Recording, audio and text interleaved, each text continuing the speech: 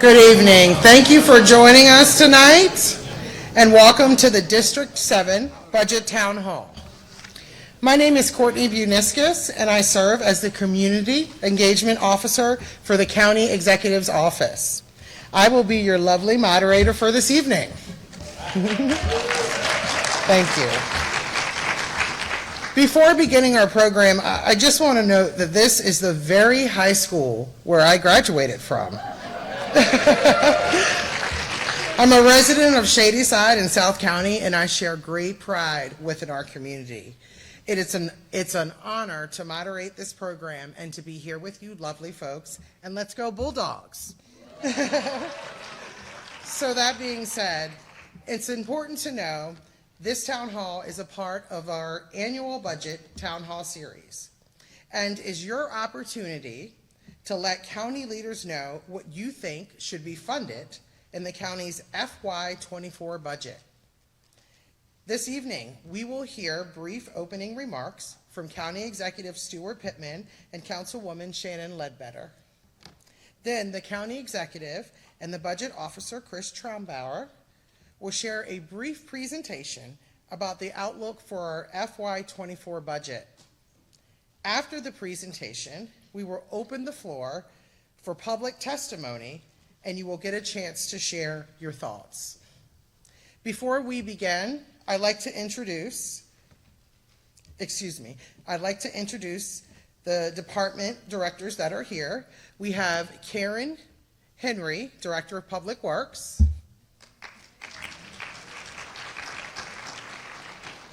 We have Sarah Stein, the Department of Aging and Disability. We have Jessica Lays, Department of Recs and Parks. Oh, there she is. Hi, Jessica. And Skip Ald, the AA County Library, there we go, department, back there. And now, without further ado, our County Executive, Stuart Pittman.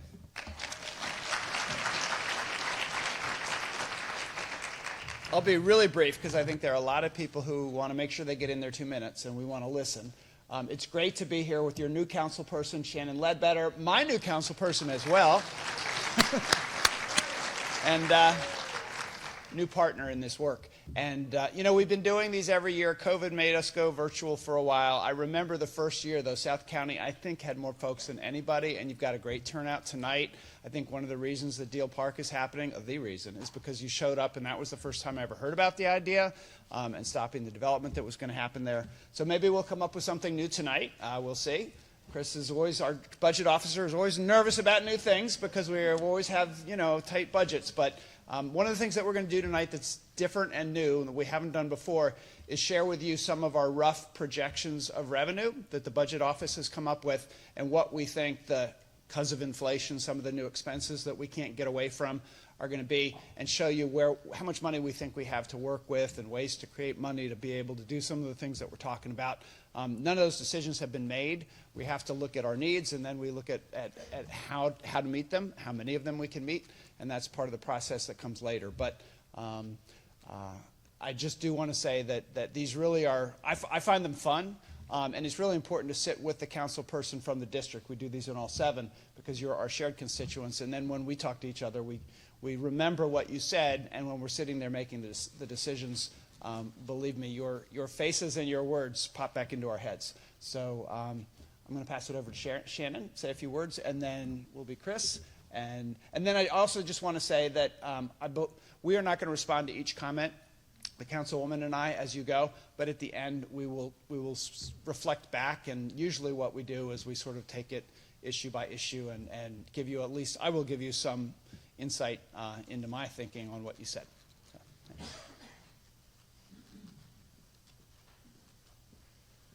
Good evening, everyone. What a pleasure to be here with all of you tonight. I am just filled with absolute pure joy to see the sheer size of the crowd that is in this building, in this room tonight. one of my core values as an individual is the idea of showing up, which means showing up for your family, for your friends, for your community, for the things that you believe in. And I am so proud to be associated with folks like all of you here in District 7 that are physically showing up tonight with your bodies and your time, your ideas and your creativity, and your willingness to make a difference in the lives of not just for you, but for your neighbors and for those in Anne Arundel County. So thank you so much for being part of this process. I look forward to hearing what you have to say, and as always, my promise to you as your councilwoman is to be your advocate. And so even beyond tonight, I encourage you. I cannot advocate on your behalf if I do not know what issues you are facing on a daily basis. So please never be a stranger. I'm a phone call or an email away. I have an amazing legislative assistant who is you're only as good as the team you surround yourself with, and I'm confident between her and I, we're going to be able to take good care of you. So thank you all for being here, and let's let the fun begin.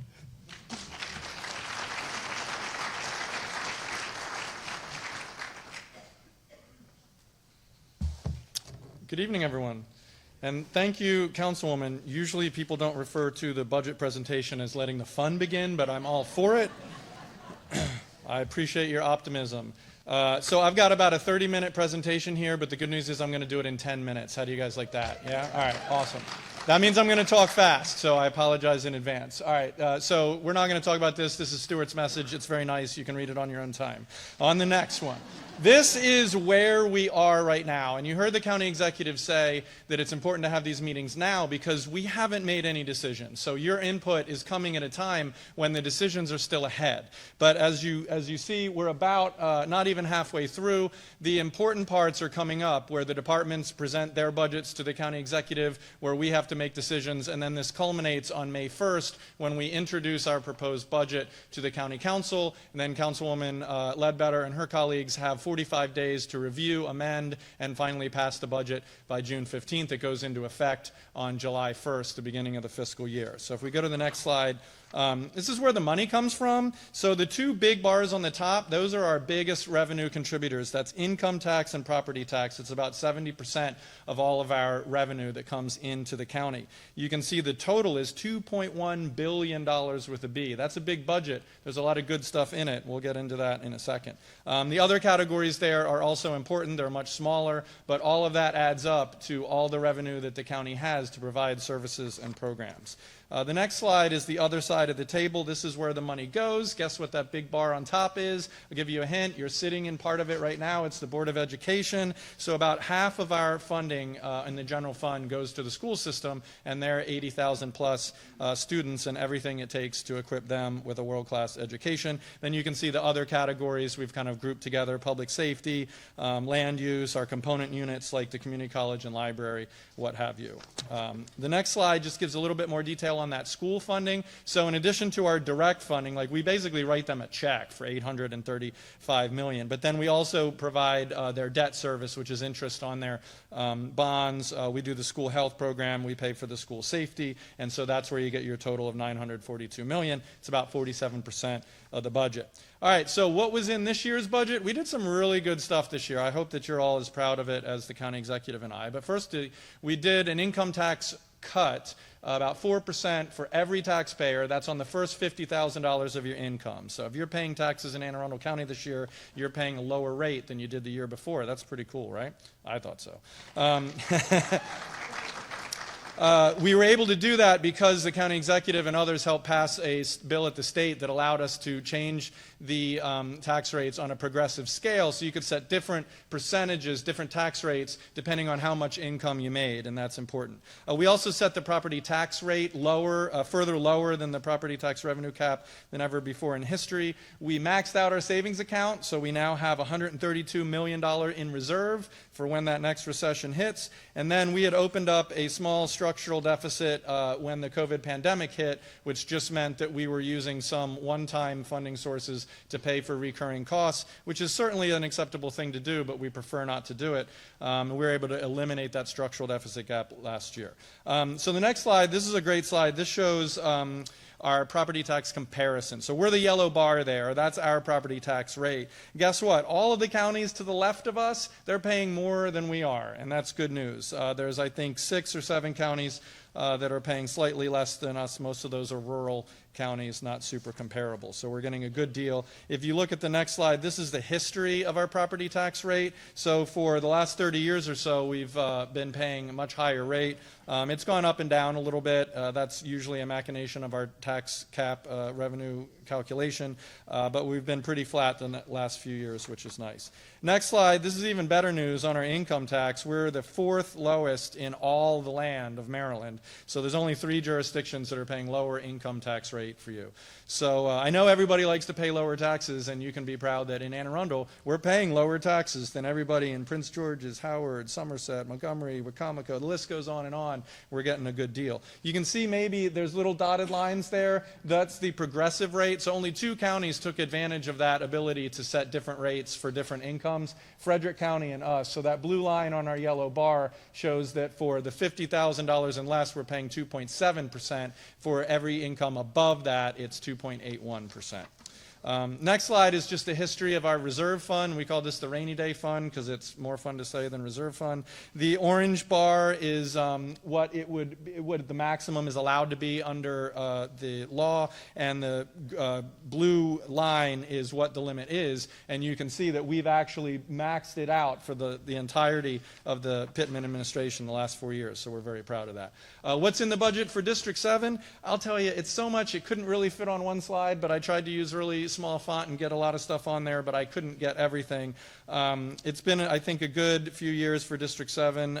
We've tried to put a lot of rec and parks projects in, transportation projects.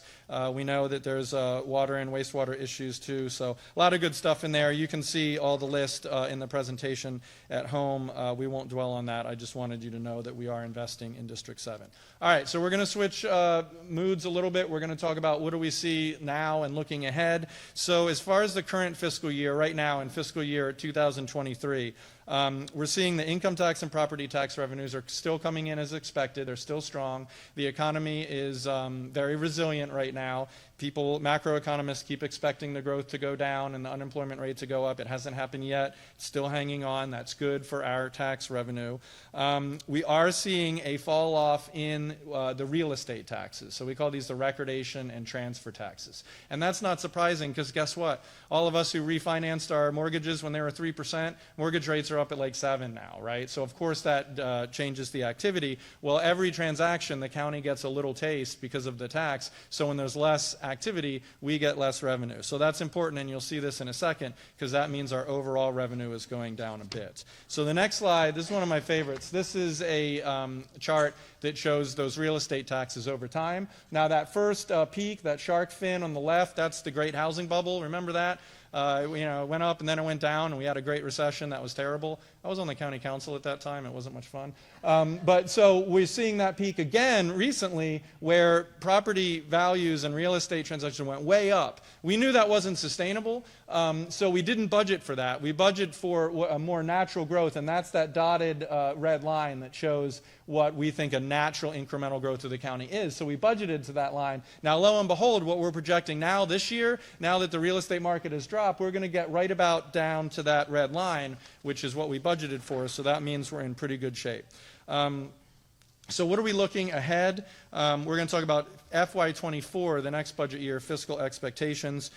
We've got expenditures. Some of them we're compelled to do because there's a state mandate, or by law we have to do it, like our pension contribution, right? We have to pay our debt service on our bonds, things like that. And then we have other things that we always pay, we want to pay. That's funding to our school system. That's giving our bargaining units good contracts for our labor groups. It's all of those things that you can see there. Putting those together, that's our entire package of what we have to do for expenditures. So we're going to do something cool now. I'm going to show you a slide. This is a little window into what the county executive and his team gets to look at around this time of year. This is pretty much what the scene was in April of last year when we were making final budget decisions. So you see, we've got all of these things broken out in this table. These are things like debt service and our health insurance fund, and then our pay package for our employees, Board of Ed funding. All of those are estimates that we brought to the county executive, and we say, we think this is about how much it's going to cost. At the top, in that red number, you see $130 million. That's the most important number of budget. That's what we call our incremental recurring revenue number. That's simply the amount of revenue we're getting more in this upcoming year than we got in the previous current year. That's because of growth, right? And so last year we had $130 million. That's the most we've ever had in the history of the county. It was a great year last year. We passed an awesome budget. It got 6 out of 7 votes on the county council and was heralded across the land. A lot of good stuff in it. So I'm going to show you the next slide, which just kind of leads us to show it's a little different year this year. And so that's why the county executive mentioned that I've been such a, I don't want to use the word tightwad, but I've been trying to dampen expectations because we haven't got as much revenue to deploy in new initiatives or things that cost more this year. So we're having to be careful about that. But what we've done at the moment is we've estimated about $80 million is what we think the county is going to get. These are very preliminary estimates. They're going to change, so don't come back to me in May and say, you said it was 80. It's going to change. But we're saying in that non-discretionary subtotal ballpark estimate, we think that's going to be about $30 million. That only gives us $50 million to do all of those other very important expenditures, including our pay package for our employees, our Board of Ed funding, our community college, our friends at the library, many of whom are here tonight. So that just shows you we're in a little bit of a pinch. We've got about $50 million projected less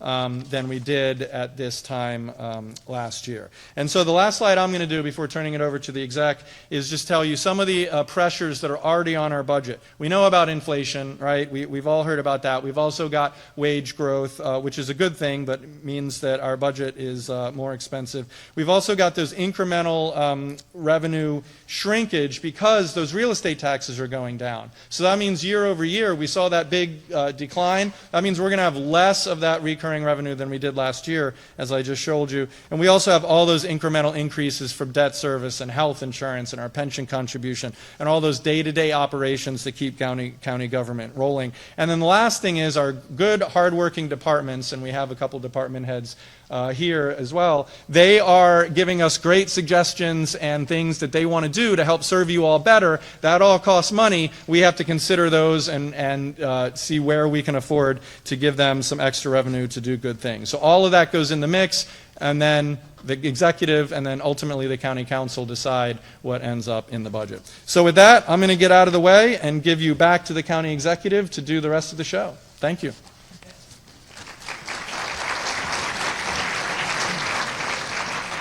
Was that 10 minutes?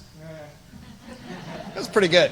I'm going to give you just about 2 more minutes really quick before I sit down and we start listening. Those last slides were the ones that I look at, and they make me a little grumpy too. It's not just Chris who gets grumpy when there's not a lot of money to go around. So at the same time, we've had Dr. Bedell, our new school superintendent, doing a series of town halls, and he's been talking about how our teacher compensation and our compensation for other school system employees is not as high as the rest of the region. This is starting salaries, and our competitors, unfortunately, we compete against the neighboring jurisdictions because that's where people can go work somewhere else. And this is not just true of education, it's true of police, fire, really all public servants because every county has them. And so we're competing for the best people. And we are, we're still not where we'd like to be. We're still not even with the rest of the region. So go to the next slide. So we feel some pressure to do some things. So here's 3 options. And the first one is, well, to not do those things, really, to either cut other places significantly to be able to fund some of the personnel costs, catching up with inflation, keeping pay with inflation, or really to cut is the first one. The second one is what Chris mentioned, is using one-time money for recurring expenses, which I call cheating. You know that you're creating a deficit down the road, a structural deficit, and we would rather not do that, but it's something that a lot of counties do. Some of them do it regularly. But we will be called out for it if we do it, and we should be called out for it because we have to make up in future years. And then the third is to be a little bit more honest about it, but to look at other ways of raising revenue. and that is, of course, the rates, and the property tax and the income tax are the two big ones, as you saw in the beginning slides.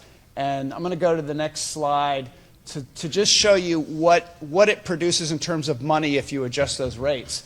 And on the property taxes, we are at 93 cents, 93.3 cents per $100 of value. Every cent we go up gives us about $8.7 million. So if we went to $1, I'm not suggesting we would, that would be 7 cents. That puts us at about $56, $60 million in revenue. That's a lot of money. Income tax, if we, every 1/10 of 1% we go up, so we're at 2.8 or 2.7 for your first 50,000. Every 1/10 of 1% that we go up gets us about $10 million. So if we were where our neighbors are at 3.2, that's another $40 million. I'm not suggesting we do that either. That's a lot of money. It's a big increase. I would love to keep our taxes lower than our neighbors. That's a competitive thing as well. Just like we compete for workers, having lower tax rates is great. There's the progressive income tax option, which we now have, which was just created by the state, where we could set a new rate for your first $250,000. We could say first $50,000 you get one rate. The next $200,000 to get you to $250,000, you get another rate, and everything that you make above that, you get a third rate. That's how the progressivity works. That's how state income and federal income taxes work. So we could do that, and if we went up to 3.2 just for the top 200 for every $250,000 and above that you make, that would get us $5 million. Not as much of an impact on the budget, but possibly a fairer way to do it. So I just want to lay all that out there so that when you come up and you ask for stuff, you also think about paying for stuff. And we're going to have this conversation probably and make some tough decisions as we go. And I just want to lay that out there. Politicians don't usually do that, but you only get what you pay for. This is the bottom line. So next slide, just real quickly. If you haven't visited Open Arundel, it's a cool place to go and see the performance metrics for all the departments, as well as some really cool maps with really cool information about stuff that's going on in county government. And we're always adding to it because we want to give people the tools to be able to be wise about what they suggest. And then the last slide is the Budget Buddy, which is a new thing that we just got done last year that allows you to really drill down in every department, every dollar we spend, and break it out and see where it's coming from. So I think you all know what my priorities are in terms of public safety and education and the environment and parks, and they're probably very similar to yours. And I think you probably know what Councilwoman Ledbetter's are because she campaigned on them. You can talk to her more about them, but we want to hear what yours are, and then we'll respond back. So I'll turn it over to you.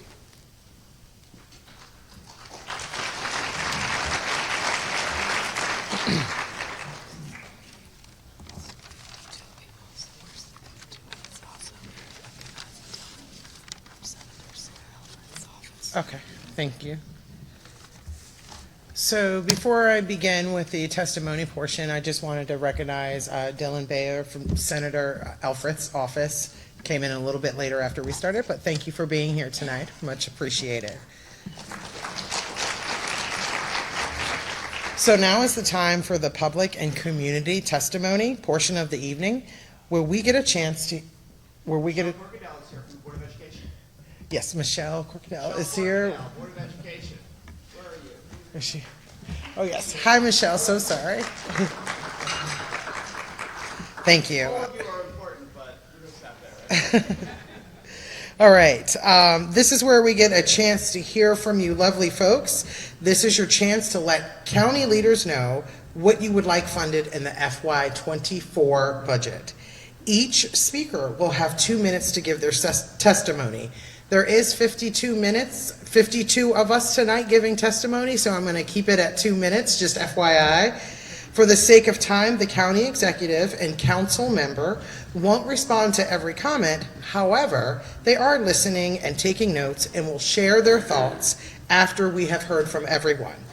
So please stick around to hear their responses. I will start with the list of residents who indicated that they would like to speak when they checked in this evening. I will call a few names at a time, about 5 names. And when I call your name, please line up behind the microphone. After we have gotten through the list of people who signed up to speak, We then will open the floor for anyone who would like to share their budget request. If we don't have time to hear from you tonight, or you think of something else that you would like to share, please email your request to budget-comments@aacounty.org. One more time, budget-comments@aacounty.org. I will call now on several of you. Please line up behind the microphone in order to speak. Furthermore, please speak directly into the microphone so that everyone can hear you nice and clearly, and please state your name before you begin. We have Mike Shea, Jackie Clearly, Drew Martin, Clint Dorval, Rhett Dorval, and John Church.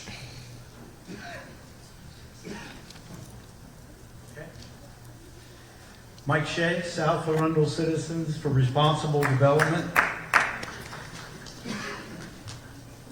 1 year ago this week, the Deal Shadyside Small Area members sent a letter to County Executive Stuart Pittman. I'd like to share with you a good portion of that letter, and it will be less than 2 minutes. I would also like to let you know that the leadership of our organization is passing this out tonight about a community center in Deal to meet the needs of Deal that have been discussed for 22 years. Executive Pittman, members of the Deal Shadyside Small Area Plan would like to thank you and also bring to your attention an important request below. We'd like to thank you for your important action to preserve the land next to the Deal Library as we suggested in our plan, page 100. Your leadership and action saved this important space in the middle of Deal for important reasons mentioned on page 100 of our plan, instead of the planned and permitted 20 houses that were soon to be built. From page 100, creation of a new public park north of the library. The small area plan document had the foresight to save this parcel, and you had the leadership to facilitate your administration in this acquisition. Also from page 100 of the small area plan, propose constructing a new community center.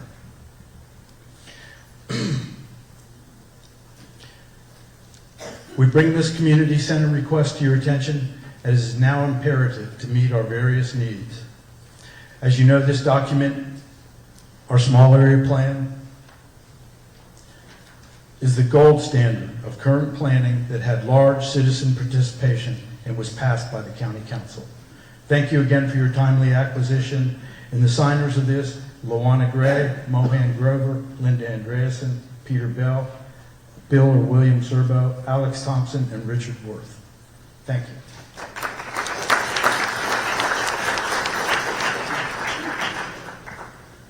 Hello, my name is Jackie Cleary. I've lived in Deal for over 30 years. Oh, thank you. Yes. I'd like to echo what Mike said. Thank you very much for saving the land next to the library for development and dedicating it to a community park. That's fabulous. As contemplated by the 20-year-old small area plan, a community center was also part of the recommendation. We'd like to see that happen. Calvert County has a number of community centers, and boy, I'm here to tell you, they are fabulous. They are vibrant, happening places, and that's what we'd like to see in our community. There are arts going on, there are festivals, there's music, youth services, services for the elderly. That's what we're talking about. That's what we want to see in our community. So we'd like you to consider this when you're putting together your budget for this year. Thank you very much.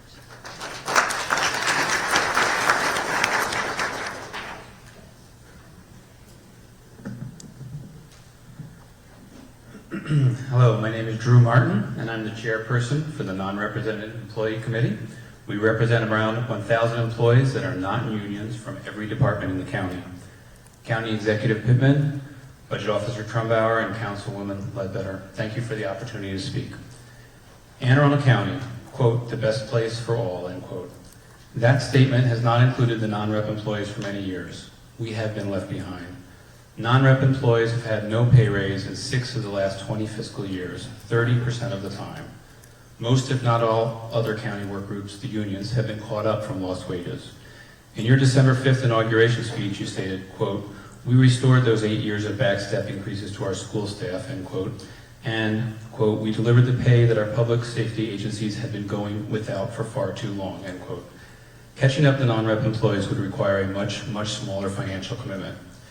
Employers everywhere are working to increase employee pay aggressively and without delay. Maryland Governor Wes Moore is looking to accelerate Maryland's minimum wage to $15 an hour this year instead of waiting 2 years.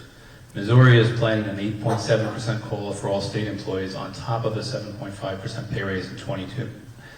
16,000 New York City hospital nurses just received a 19% pay increase, a raise that their employers said was, quote, fair and responsible. 44,000 TSA federal employees just received a 30% raise. You can build new schools and other government buildings, but without competitive pay, you will not have the employees to ensure that those buildings serve the public's needs. At Governor Wes Moore's inauguration, you emphasized 4 words: leave no one behind. The non-rep employees have been left behind for far too long. It is indeed time to leave no one behind and to demonstrate through action in FY24 that all work groups in the county are treated with equity. Thank you.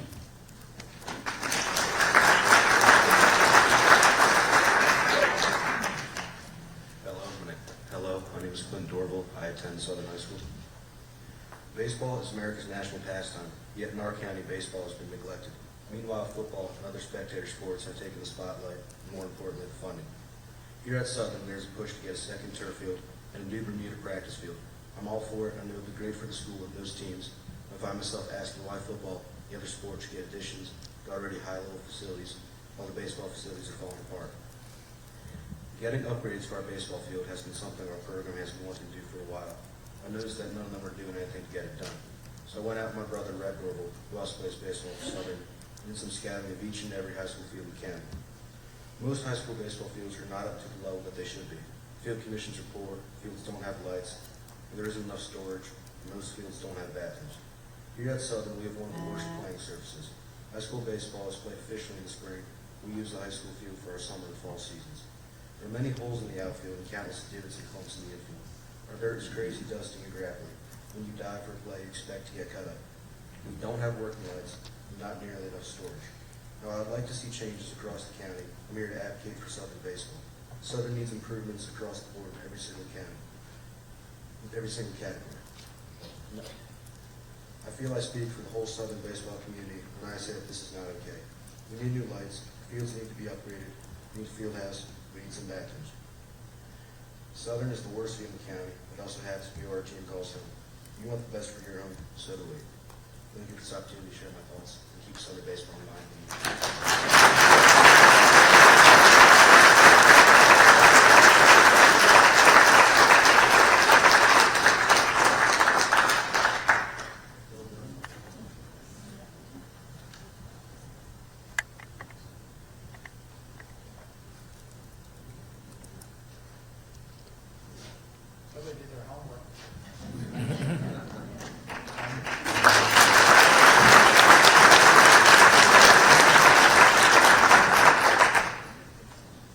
Good evening. My name is John Church, Colonel, U.S. Air Force retired. I've been a resident of Anne Arundel County since 1985. Anne Arundel County has the second highest number of veterans in the state after Prince George's County. So let me introduce 2 topics pertaining to military veterans living in Anne Arundel County. Let me begin by commending Mr. Pittman and his government for establishing the Veterans Services telephone number in May 2021 and the Veterans Services Coordination Center in November that year. Together, they provide a one-stop service to address the unique needs of veterans in this county. And both steps are significant because neither existed in the past. And to my mind, they are concrete examples of growing county awareness and dedication to veterans and their families. To maintain the momentum and to successfully serve 13% of the county constituency, I recommend a funded position be established within the county government to advise and represent the county executive and his staff as they ponder issues affecting the veteran community in the county.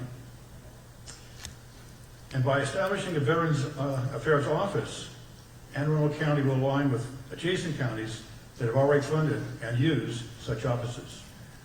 I believe one office in the capital of Maryland would complement what Governor Moore is intending to keep our veterans home. My second topic is the Veterans Property Tax Credit, which is offered to retired military age 65 and limited 5 years duration. I'm recommending you extend the duration, raise the ceiling, and count carefully the number of veterans who apply. It's a very small number based on my calculations compared to those eligible.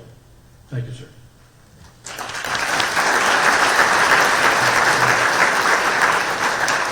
Thank you, Mr. Church.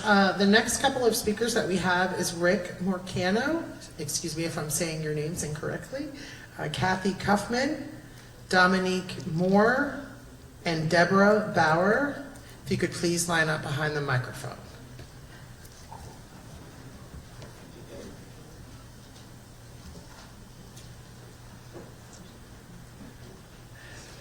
My name is Rick Moreland from Edgewater, and I'm here to talk about a public safety issue. A couple months ago up in Odenton, there was an accidental firearm discharge, and they never caught the person, and they didn't know who he was. But immediately after that happened, the county executive came on and made a statement in the news that this is what happens when we give people concealed carry permits. I'm afraid this is what happens when we give people concealed carry permits. I thought that was quite unfair to do that, being that the Supreme Court finally gave us permission to protect our families and homes, and then this is negative effect about people that are qualified to carry a firearm to protect their family. And myself being a veteran and being able to go to war and do the things that a 19 or 20-year-old and then come home and tell me that I cannot protect my family, I'm not responsible enough. I don't think that's fair, and I hope that's not going to continue with your attitude about that. I was very disappointed to hear you say that. So, thank you very much.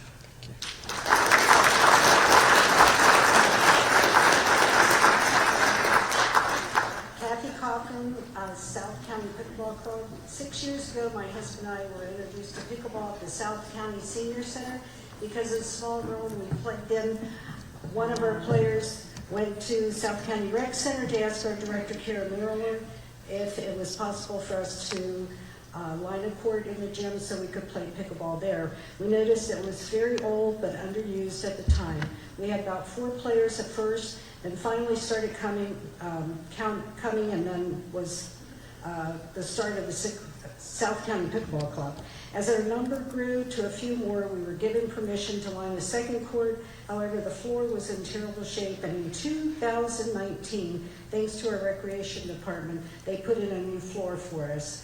The building we estimate to be in the early 60s. We could still only have 2 courts because of the size of the building. Our staff at the South County Rec Center are constantly signing up new players. We now have 539 players registered or in our pickleball club. The center now has clinics for beginners, intermediate, and advanced players 2 days a week. There's competitive ladder league 3 times a week for 3 different levels of play. Players also pay to use a ball machine for practice. After all this is a little time for free play with only 2 courts for everyone to have a chance to play. We are bursting at the seams. The building was definitely not built for a recreation center. What better way to stay mentally healthy and physically active? It keeps all the people off the couch and electronics, especially the children. We have met so many players from all walks of life here and in our travels. We have played in beautiful facilities along the way. Currently, the large number of players we have at South County Rec Center exceeds the available number of pickleball courts. My husband and I have seen an explosion of interest from our South County community. We would like to work with you in finding an immediate as well as a long-term solution. Our county recreation needs your help in getting the funding that we need for projects. If you build the courts, they will come, but many are already here and it's on its way. Many on the way. Thank you. Thank you, Karen Miller, Russ Donaldson, and Vicki O'Donnell. Thanks to our Recreation Department, who has been very understanding. Thank you, Mr. Pittman, Mr. Ledbetter, for your time. We look forward to working with you.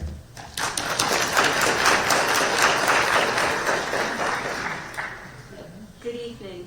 Dominique Moyer, South County Rec Center. I live in Annapolis, less than 2 miles from Pip Moyer Rec Center, where I take classes several days a week and where I could conveniently play pickleball. It is where I learned to play. Instead, I choose to come down and play at the South County Rec Center. Along with many others from Annapolis, I do so because of the friendly, positive, fun atmosphere that is promoted by those responsible for the day-to-day operations. They organize clinics, ladder leagues, tournaments, ball machine practice sessions. All of this has made South County Rec Center very popular, so much so that, as Kathy said, it is bursting at the seams. We all know pickleball is the fastest growing sport, so we can expect that the numbers at the Rec Center will only grow. For those of us who play, pickleball is a huge part of our lives in terms of health and wellness. We ask that funding for additional pickleball space at South County Rec Center be given consideration in the '24 budget. Thank you.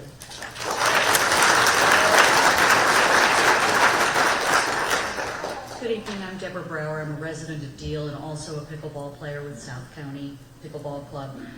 When we say build it and they will come, I'm sorry, but we're already here and we need more facilities.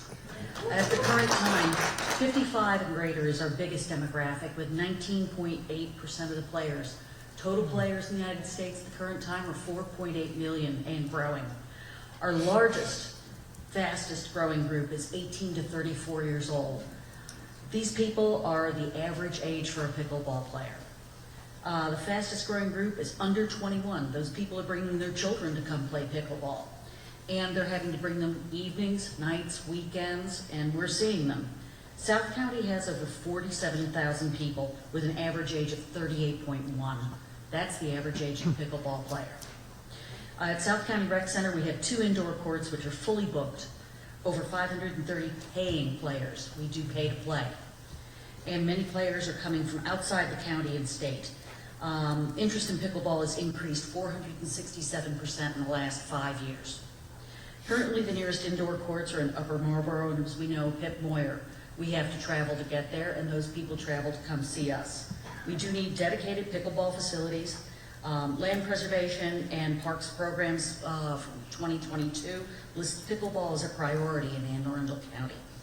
We look forward to working with you and hearing more from you on this. Thank you.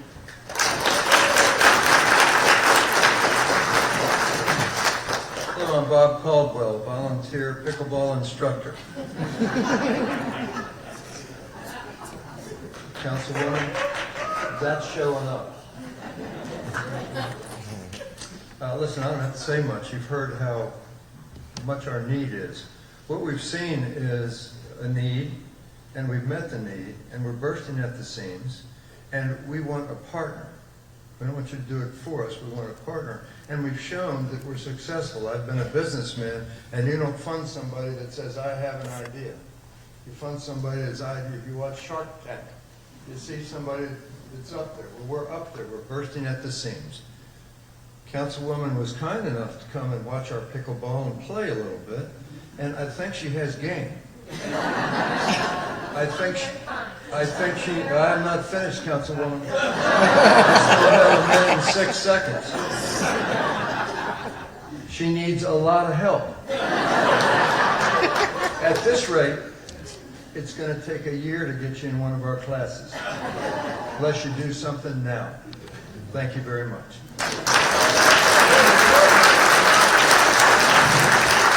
Thank you very much. Can I break the rules for a minute?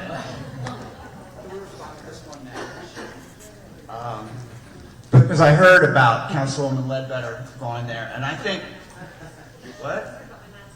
Yeah, and so we may need to do a little challenge. But, I'm ready.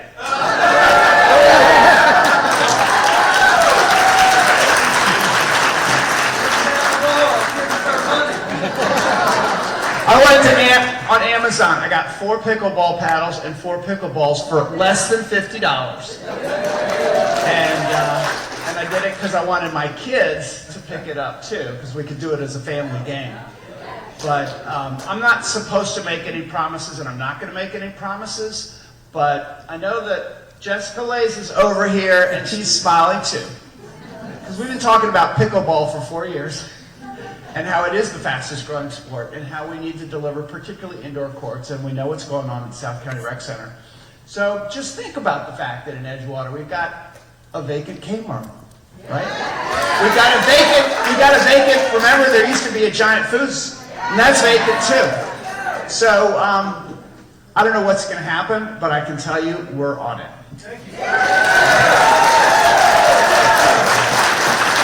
Thank you, Mr. Pittman. Okay, can you please line up behind the microphone as I call your names next? Elizabeth Maxwell Schmidt, Russell Leone, Frank Purdy, Kathy Belcher, and Laura Martin. Hi, good evening. I'm Elizabeth Maxwell Schmidt. I'm a resident of Edgewater, District 7, and I'm representing a local crown jewel. I'm a member of the Annapolis Symphony Orchestra, member of the board. And first, we would like to thank the county for the financial support over the years. And last year, we were particularly grateful to receive funding for 2 concerts. And through your generosity, we were able to provide a free Pops concert for the park in Quiet Waters. And that concert attracted 3,000 to 4,000 people who enjoyed the beautiful park and the wonderful music. We were also able, for the first time, to play a smaller concert in North County at Downs Park. And this was our first ever performance at Downs Park. We had some scheduling glitches, but we're happy to report through the joint efforts of the county park staff and the ASO staff, we'd confirmed dates for Labor Day concert in both Quiet Waters and Downs Park. Now, residents from more of the county can enjoy a free concert to share with their family and friends, and it's a perfect way to introduce great music to literally thousands who might not otherwise hear that and have that opportunity. We think the concert is a feel-good experience for a community, and we respectfully ask for the county for these 2 concerts to provide some support. It cost the Annapolis Symphony Orchestra about $30,000 to cover expenses for one night concert. We with an extra $10,000, or for a total request of $40,000, we can bring the same to both concerts Labor Day weekend. A little more money brings a lot more enjoyment and lots more people. Thanks for your past support. We thank the county for considering and supporting the ASO Labor Day concerts. The ASO is on a mission to bring more music to more people in more places. And if the proposed Deal Community Center is built, it would be lovely to play there too. Thank you very much for your attention. This concludes my remarks. Thanks for coming. Good evening. My name is Russell Leone, and I'm here as a 5th grade elementary teacher from Crofton Elementary. First of all, I want to thank Stuart Pittman and the County Council for their past work, because in the last 4 years we were able to close the gaps within the teaching ranks and educator ranks. That really fixed a decades-old thing. And it really helped with morale with our teachers. But the truth is, our work's not done. Because we are currently still have close to 200 open positions in the county, and we need to make sure that we are competitive. I was really happy to see you highlight the starting salaries of educators, but the truth also is that the average salary of educators in our neighboring counties can range anywhere from $4,000 to $16,000 more than here in Anne Arundel County. And we must make sure that we are focusing on being competitive to not only attract new educators, but to also retain the ones that are here.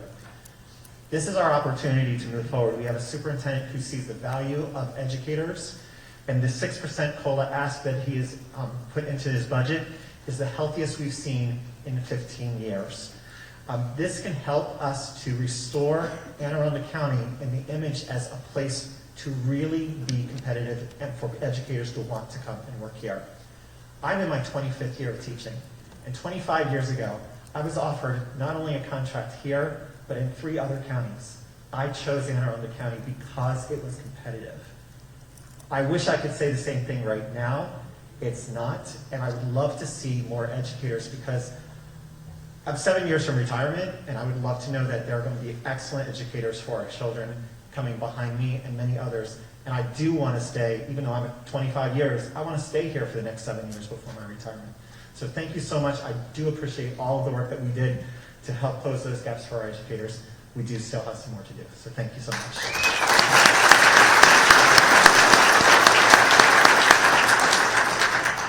Good evening. I'm Dr. Frank Purdy, Commander, Supply Corps, United States Navy, retired.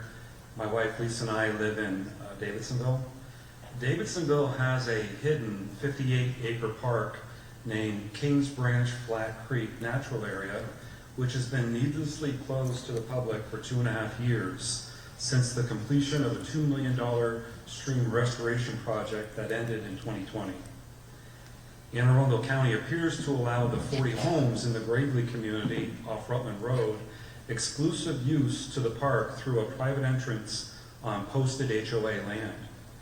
The other 1,800 households in Davidsonville, along with all the rest of the other county residents, are purposefully being excluded from accessing Kings Branch Park.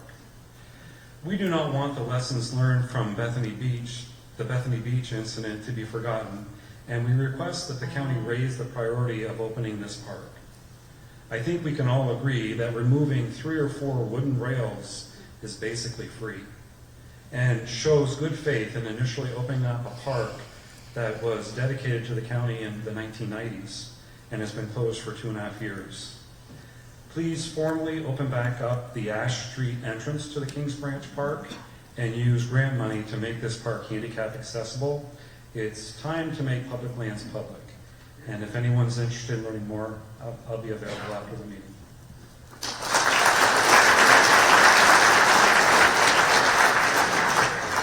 Hello, my name is Kathy Belcher. I'm a resident of Edgewater, and I'm here representing the library. I want to start by congratulating my county executive, Stuart Pittman, on behalf of my husband, John, who's back there, and myself, on winning the last election. I have been a trustee on the library's board since 2019, and I personally know how supportive you have been for the library. Thank you ever so much. This year, I am treasurer of the Board of Trustees, and I'm familiar with the list of supplemental requests that the library is asking for. But the most important one is the $2.9 million in salary adjustments for our staff. 3/4 of our staff are not currently being compensated at the market rate or equal to what their peers in other counties receive. Our best asset is our staff. I have a list here of accolades that have been written in to the libraries from residents regarding the excellent work our staff does in all aspects. In order to keep our wonderful staff and also to attract the best new staff, we must compensate all our library employees fairly. I would also like to congratulate Councilwoman Ledbetter on your recent election win. And if you have not had the chance to visit the 3 libraries in your district, Crofton, Edgewater, and Deal, I invite you to come and see for yourself what all the hype is about. Thank you for your time and consideration of this important budget request.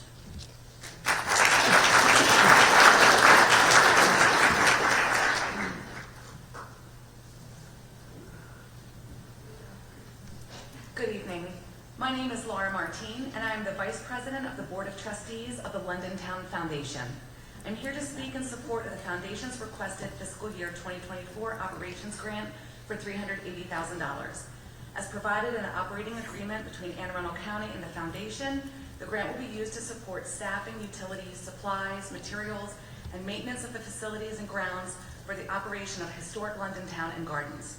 Historic London Town is a gem within the heart of Anne Arundel County. Community members continue to come together to celebrate life's milestones at the site. However, more than that, London Town has the opportunity to illustrate the very chapters of the story of Anne Arundel County.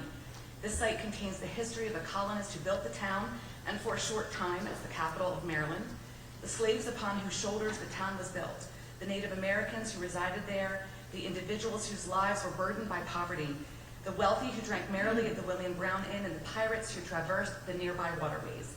As well, the Gresham property contains the rich history of many individuals, including Commodore Mayo, the namesake of the peninsula. The stories of these colorful individuals are vital to keep alive so that we can learn from our history, celebrating the accomplishments that we can be proud of, and honoring those whose stories have fallen silent. Looking forward, London Town has been identified as a UNESCO Heritage Site, providing the opportunity to highlight its role in slave trade, the Underground Railroad, and in other subjugated individuals' lives. The site will also be constructing an educational pavilion this year, an equipment barn, and pathways that adhere to ADA guidelines. We are asking for $340,000 for the main London Town property and $40,000 for the foundation's operations of Gresham. This amount will provide 34% of the total operational needs. The London Town Foundation more than matches the county's support through earned revenue, grant acquisition, and fundraising. For every dollar given from the county, London Town raises $3.32 in return on the investment. We are grateful for the support that you have provided for London Town, and we will continue to work towards being strong stewards of the site. Thank you.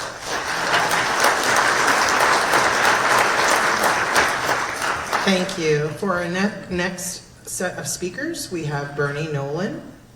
If you could please line up behind the microphone. Scott King, Robert Bogas, Alan Meyer, and Cal Rich. Good evening. I'm Bernie Nolan from Crofton Colony. I'm a member of the Crofton Colony HOA Board of Directors as well as a civil engineer. Our community has a serious problem. I have seen the severe erosion from excessive stormwater outflow from the new Ridings development, doubling post-development flow at our Fallbrook Lane outlet, eroding our stream, destroying our trees, endangering our homes, and dropping soil and water deposits downstream. The former horse farm, where stormwater used to pond in lake equilibrium, transitioned to a construction site with many ponding basins that were leveled post-construction with no replacement detention basin. So the stormwater outflow was dumped on Crofton Colony without notice or our approval. The riding stormwater management bioswales, lined with rock piles and vegetation over clay, undrainable soils, have barely reduced the stormwater outflow. The spirit of the stormwater outflow law was extremely violated. So I ask that any and all necessary actions be taken to fully address this most pressing matter that continues to alarm our senior residents and drain our HOA funds while destroying our stream and trees, causing an environmental disaster. All 4-year remedies by Toll Brothers have failed, showing that the stormwater outflow reasonable use rule was clearly violated. This rule generally holds that in effecting the reasonable use of his or her land for a legitimate purpose, the landholder may drain his or her land of surface waters and cast them as burden upon the land of another, if reasonable care be taken to avoid unnecessary injury to the land receiving the burden. As such, Crofton Colony has been unnecessarily injured with an unsustainable burden. Thank you very much.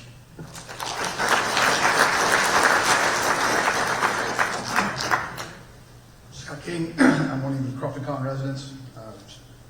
Deputy Pittman, we appreciate you coming out last summer. You've seen some of this firsthand. Councilman Ledbetter, we'd love to have you out as well to kind of walk it.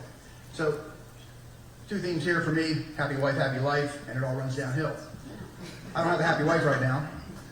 Bought this house 4 years ago, and in the pictures show, I now have standing water in my backyard, and I'll point out this manhole cover right here, which I'll get to later. It's shown you the damage over the years, the excessive water that runs down in ponds behind this property, to the point now where we've actually had to take out trees, because dead trees now exist where the water is standing and it killed these trees. Crashing down onto my property, possibly injuring children that might be playing in the area, and those sorts of things. So these trees have now been removed. This shows the tree standing in the water and how we've had to remove that. I point out that stormwater, that basin, because basically it all rolls downhill. Our sewage management program all runs down on adjacent to my property and right there before it crosses over into the adjacent neighborhood behind us. I'm not an engineer. These guys can talk to days for that stuff. But if that were to break, we have an environmental impact situation that I don't know how you'd ever fix or solve. And so I just kind of wanted to make sure I was here today to put this on the record, that that's a concern that we really have, is that we could have a problem there. Not to mention the flooding that could possibly exist for not only my home, but all the homes behind us. Because again, As this water is outflowed, runs down this creek, it's deteriorated our bed, brought silt down, and has now created a way where this water has no place to go, and so it continually mounts. I'm glad our Director of Public Works is here, and again, I have all these photographs, and I'll be glad to give them to you, and you can have them. And again, thank you for your time, and we'd love to see you down there.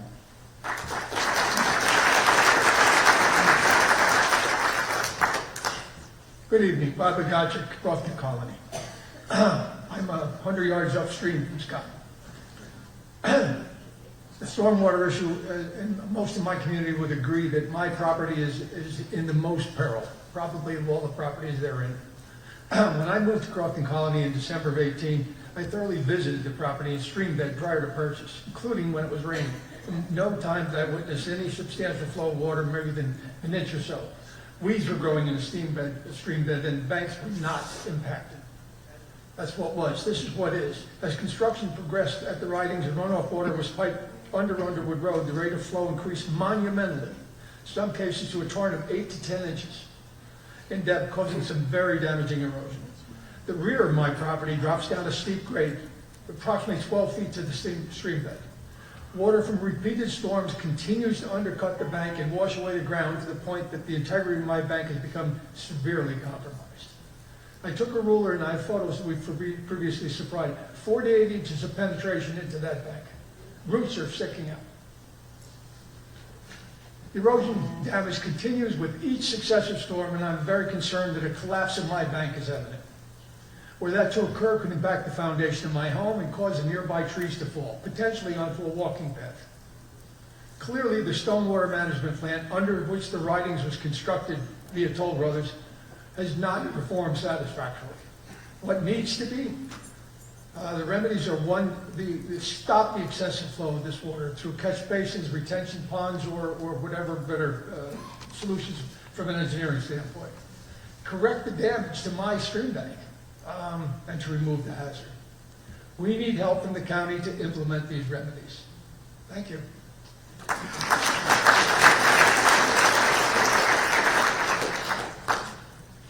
Good evening. I'm Alan Meyer, and I live at 6813 Crofton Colony Court in Crofton. I would like to thank Mr. Pittman and Ms. Ledbetter for hearing our input tonight. I would also like to thank Ms. Ledbetter for making stormwater management a priority in her campaign. Since 2018, as a professional engineer and member of the Crofton Colony HOA Board, I've been asking the county for help with the severe flooding and erosion that Crofton Colony has experienced since the construction of the ridings development began. We thank Mr. Pittman for personally visiting our development on August 5th of last year to take a first-hand look at our problem. His reaction in a follow-up email was, quote, "The velocity of water, stream erosion, and damage is unacceptable. We will continue to insist that the developer reduce the flow until it reaches a sustainable and environmentally responsible level," end quote. We're here tonight to tell you that the originally approved measures installed by Toll Brothers and repeatedly amended have not served the intended purpose. Our HOA has had to remove trees along the banks of the drainage way that have been undermined by the erosion to the tune of approximately $10,000 in the last 3 years. I am one of 5 professional engineers in our community that firmly believe that the only solution to our problem is the installation of a stormwater detention basin at the ridings with a constricted outflow, similar to the 3 that already exist in our community from 20 years ago. There is already a natural basin that exists at the ridings, however the outflow from it has not been significantly choked off. We are asking for the county to budget funds for additional engineering personnel to prevent disasters like ours from happening again, and to provide funds for the remediation of the damage to our properties. Thank you very much. Thank you. We are moving right along here. Thank you for keeping to the time, everyone. The next group of people I am calling, please line up behind the microphone. We have Kathleen Fitzsimmons, Robert Leonard, Mike Schreier, Jesse Ann Schreier, and Brian Holtz-Lander. Ready? Yes, sir. My name's Bob Leonard. I live in Deal, and my number one issue is the user fee on ambulance. If you get sick and need to go to the hospital and have an ambulance take you, there's a $500 fee. And this was imposed about 15 years ago instead of raising the taxes. And for me, this is something that should be treated like our fire department or police. It's something our taxes should go for, rather than the user fee. Because all the user fee does is raise health insurance costs. Now, how are you going to pay for it? For me, I don't mind paying taxes if I get good services from whatever government is taxing me. So I don't mind if you have to raise my taxes. I prefer income taxes over property taxes. I think it's a much fairer tax. And I admit I'll probably be in one of the top brackets. But I think this is the way we should handle ambulance services in the county. And since I got 42 seconds left, my second issue, I'm retired, so this only impacts me through taxes. We don't pay our teachers enough, and I talked to a number of county workers over the years. We're not paying our county workers enough. As a matter of fact, I was told recently we are 40 snowplow drivers short because private industry is paying more than the county. I don't know if that's true or not, but that's what I was told. So again, I think we need to look at raising the salary for both teachers and other county workers. Thank you.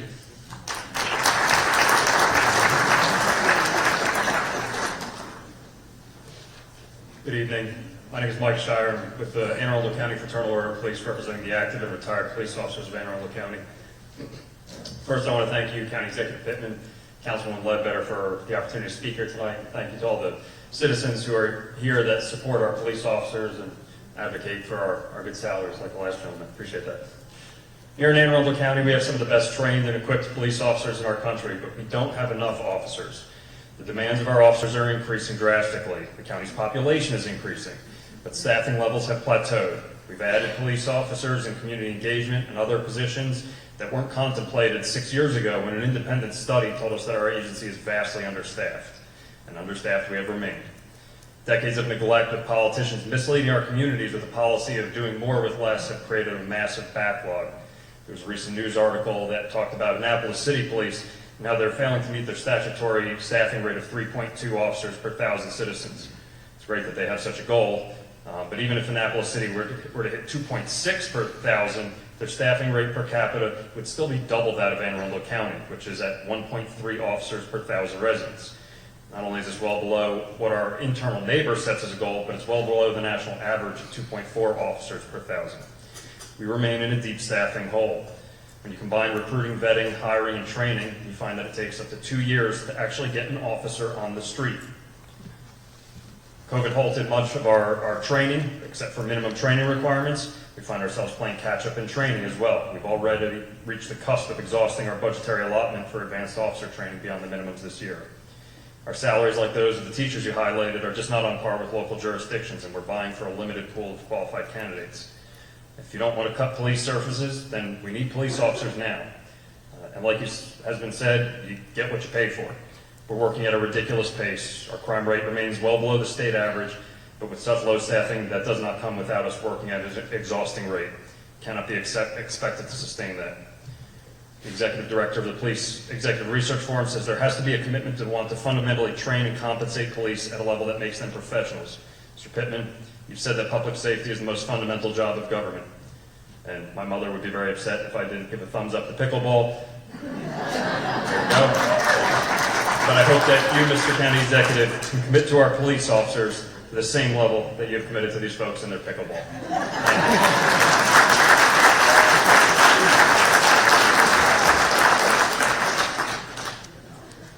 Good evening. I'm Jessie Shire. I'm that guy's wife. I'm a resident of District 7 down in Lothian. Thank you for letting me speak tonight.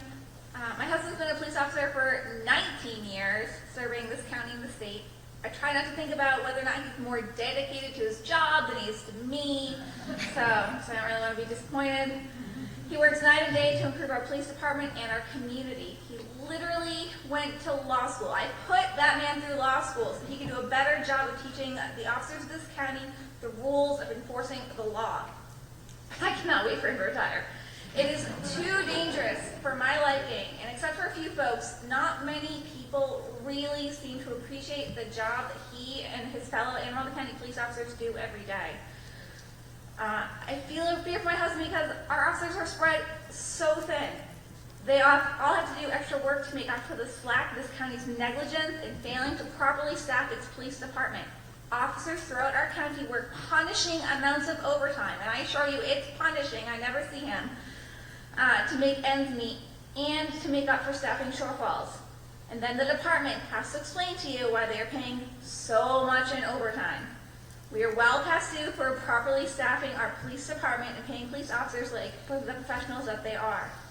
Mr. County Executive, Ms. Ledbetter, our police officers need your support. They need it in your words and in your budget. We wasted years and years short-staffing our police department, and that simply needs to stop. Thank you, and also, God tickles pickleball. Thank you so much.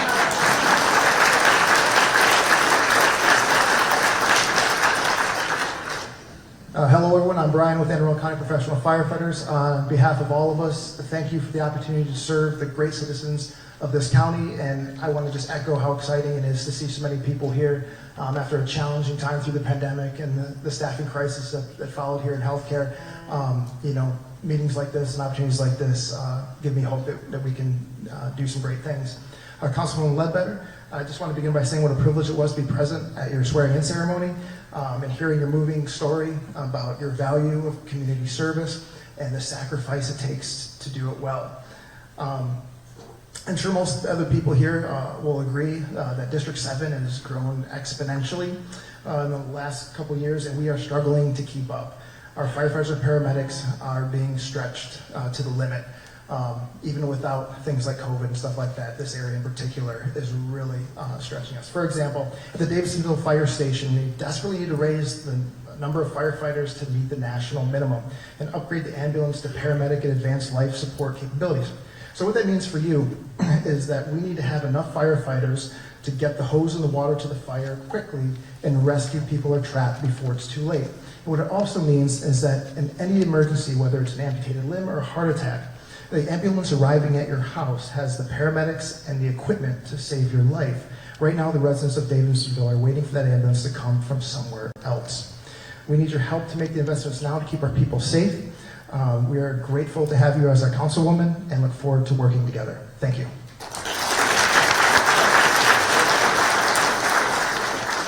Good evening. My name is Katie Fitzsimmons. I'm a resident of Edgewater. I'm also the parent of 2 students in the South River cluster. I'm speaking today to request your support in approving the Anne Arundel County School District budget improvements that will support early childhood education, specifically for children with special needs. Our family has been recipients of the specialized services provided by the school district for children like infants and toddlers, Child Find, and early childhood intervention classrooms. Now, though, as a parent of a special needs 4-year-old, and as we begin to plan for kindergarten, we're facing a Grand Canyon-sized gap in services. As a 4-year-old enrolled in an early childhood intervention specialized classroom, our son attends a well-supported half-day program at Central Special School. His experience in the ECI program has been exceptional. However, as we look forward under current programming, our son does not qualify to attend pre-K under current AACPS policy, meaning our special ed student could be forced to go into kindergarten unprepared academically and emotionally, giving him little to no chance to succeed. However, there's an opportunity to change this. Thankfully, the AACPS special education team, along with Dr. Bedell, have prioritized early childhood intervention services in this budget. If approved, our son will have an opportunity to attend a special ed-directed pre-K program that will provide the emotional and academic support needed to assure his success in kindergarten. Given that only 48% of our special ed students district-wide are kindergarten ready, a statistic recently shared by Dr. Bedell in his speaking tour, providing additional academic options for our special education students should not be optional. We should feel compelled and obligated to make sure appropriate educational programming is in place for the most vulnerable youth in our community. I ask for your support in approving the AACPS budget, which will expand the special education services to students in our county who need it most. Thank you so much. The next set of speakers, if you could please line up behind the microphone. We have James McKenzie, Matt Minahan, Amber Guthrie, Rebecca Derrick, and Charles Derrick. Good evening, James McKenzie, lifelong resident of Deal, Maryland, also a graduate of Southern High School, Bulldogs. Thank you, County Executive Stuart Pittman, Councilwoman Medford, having us here tonight. My concern is for a stormwater runoff in Deal, Maryland, especially the stormwater retention pond behind Deal Elementary School. It severely needs repair, so I'm glad DPW is actually here. Nothing's been done to it much in 20 years, except for this last year. Actually, somebody finally did come to clean it out, and they're still not handling what it can handle. I know there's plans for works at Deal Park in the future coming down the road. They'll just increase more stormwater runoff that's going to come that way. So even for that area up there, the stormwater runoff areas need to be cleaned out and brought up to current standards for any more building and all that stuff goes on too. As far as like the property taxes goes, I know that's one of the things you can do to raise more revenue. I know like my in-laws are both in their 80s. You're already stretched the limit with inflation and stuff like that. So like, even though the rate is lower now than it has been in the past, it's because property value's going up, so they're just still paying twice, 3 times more than what you paid originally and stuff like that. So for them to qualify, you gotta re-qualify every year to get a discount on that. And it's difficult trying to get them to do it because one is death, they all have short-term memory loss, and then they don't want us to help them because they say we can take care of ourselves, and then like this year they missed it because they didn't get it in time, so they didn't qualify for it. So if they got to re-qualify every year, they don't have internet service, they don't have cell phones, they don't have cable TV, they don't have none of that stuff. So to help somebody in my next door neighbor, he's a lifelong resident of Deal too, he's in his 80s, and like his property taxes are killing him too. So for senior citizens that have been lifelong residents, been here forever, they could use some help in that department. I don't know what you can do or what can be done, but there's something to be done. But thank you.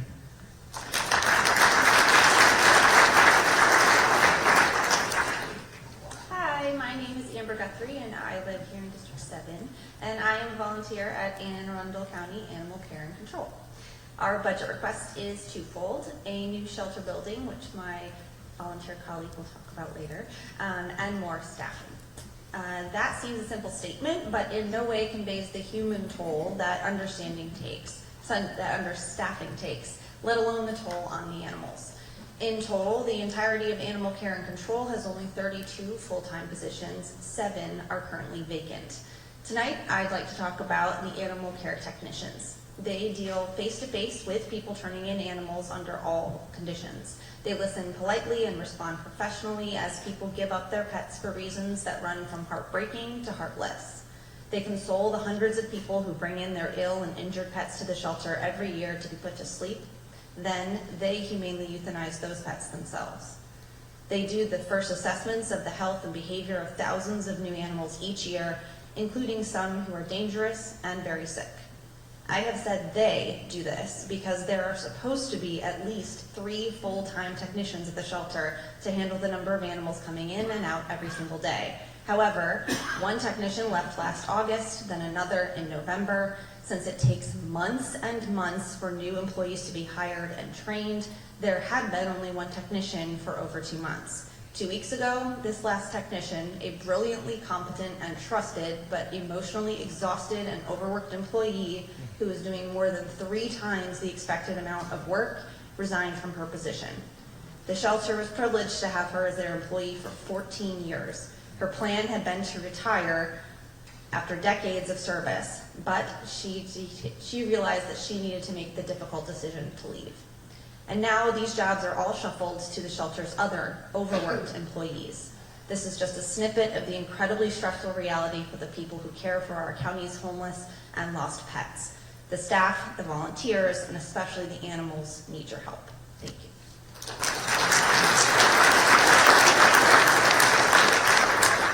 Good evening, Mr. Bittman, Ms. Ledbetter. My name is Matt Minahan. I live in the Mayo Peninsula. Two big thanks to you and the budget folks for getting the Woodland Beach Fire Department squared away. That location's been a big issue, and for pre-funding the expansion and the safety improvements for 214. That's a big accomplishment, and we're desperately grateful. Thank you. With my hat on as chairman of the board of the Growth Action Network, or GAN, we want to first of all applaud the county for its AAA bond rating. Didn't hear that tonight, and I think it should be heard, and I hope you repeat it in your future presentations. The ability of the county to get anything done really depends upon the trust and the faith of its citizens. And the county's made great strides in that regard in your first 4 years in office, but there's a lot more to go. We would like to see the county diversify the way it consults citizens, relying on these consultative meetings that happen once before a project and twice in the middle of a project, sometimes with 3 or 5 people in the room, sometimes on holiday nights, too small an area of people invited to attend these meetings, happening too late in the process. These are all impediments to the faith and trust of the citizens in county government. And so we are requesting that the county give serious thought to its consultation process so that we're not always chasing and you don't end up with 200 people on a Friday night surprised and disappointed and disturbed by the county plan. I'll add one other thing here, and that is that it's too hard to get documents out of this county. If we have to file FOIA requests and pay for money, it's just citizens should not be required to have to fund FOIA requests, and so I'm asking the county to do something about that. If our budget is our values, and I think I've heard you say that, if our budget is our values, then the trust and the faith of the county citizens, I think, are worth an investment by the county government. Thank you.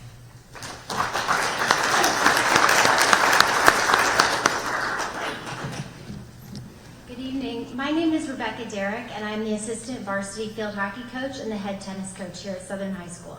I'm also a mom to 3 current AACPS students. Before becoming one of the coaches at Southern, I was also a field hockey commissioner for South County Youth Association, or SCYA, for several years.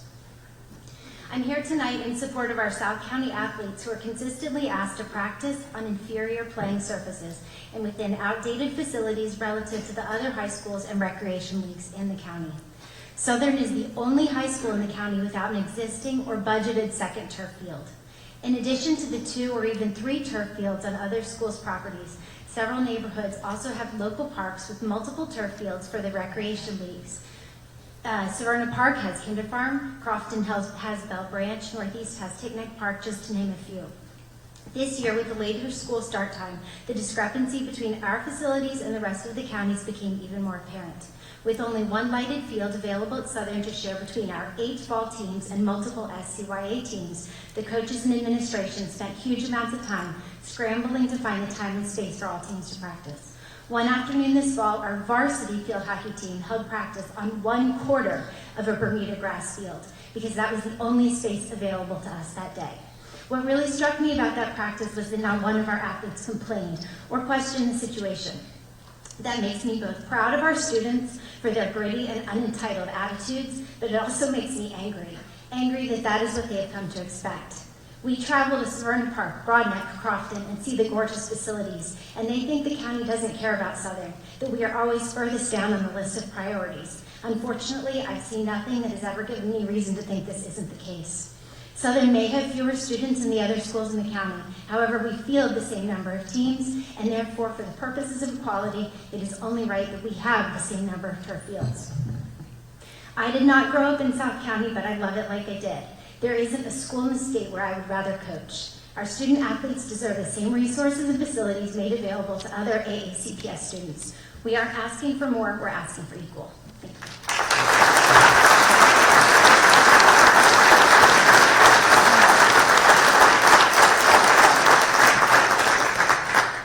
I go with her. Good evening. So, Mr. Pittman, I have a great story about your dad, if you'll humor me later on. I'd love to tell it, but I won't. So my name's Lee Derrick. I'm a Harwood resident. I have 3 students in Arundel County Public Schools. Courtney, good to see you. I wanted to speak on the theme of equity and facilities for those in the Southern High School cluster. Before diving into that topic, I want to share with you that I firmly believe in the concept of making do with what you have and what you are given and not complaining about what you don't have. I honestly feel that our larger society has lost focus on that concept of working through the challenges and hurdles that are thrown at us without blaming inequalities that naturally exist in life. I believe that this is one of the most important lessons we can teach our kids. Despite this fervent belief, at some point, the lack of equality in facilities stirs feelings of frustration, anger, resentment, and finally spurs us to action. Additionally, when the school system's #1 goal is equity, and they state it again and again and again, salt gets poured into the wound. Some information to ponder. If you compare the South River cluster and the Southern cluster in 2021-22 school year, there were 1,195 students in the Southern cluster on free and reduced lunch. In the South River cluster, there were only 795. Despite this, South River has 2 turf fields at the high school with massive parking lots to allow them to easily host tournaments and large events at their school, while Southern has 1 turf field with disjointed and smaller parking availability. Is this equity for our free and reduced students? As far as facilities, Southern High School, I'm going to run out of time, is one of the oldest in the county and is the last one to receive any kind of major renovation. Northeast, which was built at the same time, had a full renovation and they have 3 turf fields. Every other cluster in the county has new facilities with access to no fewer than 2 turf fields. Did I mention that Southern only has 1 turf field? Is that equity for the student population? In talking with other South County residents, and I'm sorry, I'll be brief here, we joke about being the forgotten stepchild of the county and the school system. I feel that we consistently do without and don't complain. If you want to focus on equity, please deliver on this promise, especially to the population that don't demand things, but rather make do with what they have. Thank you.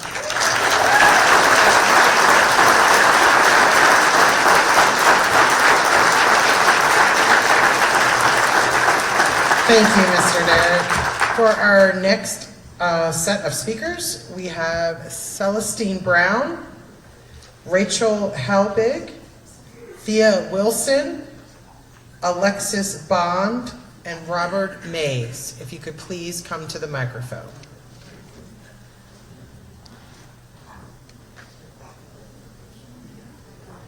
Yes, just say your name, please.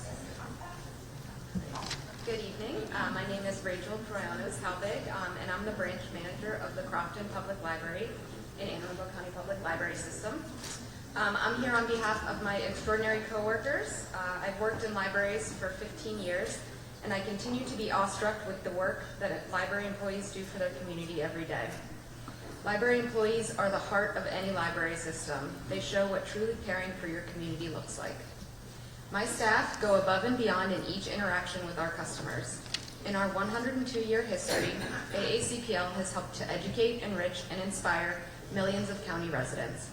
We have evolved with the community's needs to provide job training, digital access, education from birth to retirement, recreation, and a safe space for our countless customers. AACPL was the first library system in the state to reopen for in-person service during the pandemic. During its height and to this day, we have provided much-needed masks and COVID test kits. We've hosted vaccine clinics, and we are still collecting food for local pantries, including our own community pantry at the Discovery Library at the Annapolis Mall. We were there for and continue to be there for our customers. Despite all this, many AACPL employees are paid on average 12% less than their colleagues in other library systems. More than 3/4 of our staff aren't compensated at the market rate. This means that many staff must rely on living with family or roommates in order to just continue their work at Anne Arundel County Public Library. In order to ensure we maintain a high level of service and continue to attract the best staff, we must compensate our staff fairly. I urge you to support and prioritize our request for market rate adjustments.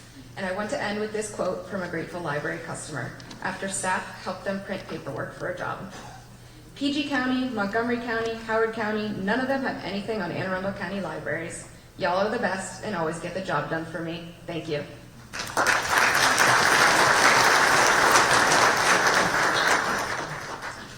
Good evening, County Executive and Councilwoman Ledbetter. I am Thea Wilson, and I am a resident of Lothian, Maryland. And I too, like my neighbors who are advocating for upgraded athletic facilities here in South County, feel that some of the citizens in Lothian have been, and especially Waston Corner, have been left behind in the area of fresh food and health care. There's a report that was produced by the county in collaboration with Johns Hopkins University and Anne Arundel County Public Schools that states that approximately 69,000 residents of Anne Arundel County live in a food desert. And approximately 26% of those are less than 18 years old. And those who are less than 18 years old suffer from disease like elevated cholesterol, high blood pressure, diabetes. They have suffered heart attacks and even strokes. And this was produced by the county. In Lothian, where I live, about greater than 5.6% of the residents live on SNAP. And I also heard one of my neighbors talk about the disparities that exist in the school system as a result of that. I'm here to express the major concern because about a week ago, I almost witnessed a family who was going to the Dollar General to buy groceries, which they frequently do, get hit by a truck coming off of Sands Road. And this compelled me to be here tonight. They almost were killed. And there are no farmers markets in farmland. There's no fresh food. There's a new project being built right down the street, and I called the developer, and there's pizza and barbecue going in there in farmland. We need fresh food options, and we need health care. What the fireman mentioned about the disparities there is a major concern for those of us who live here. Thank you.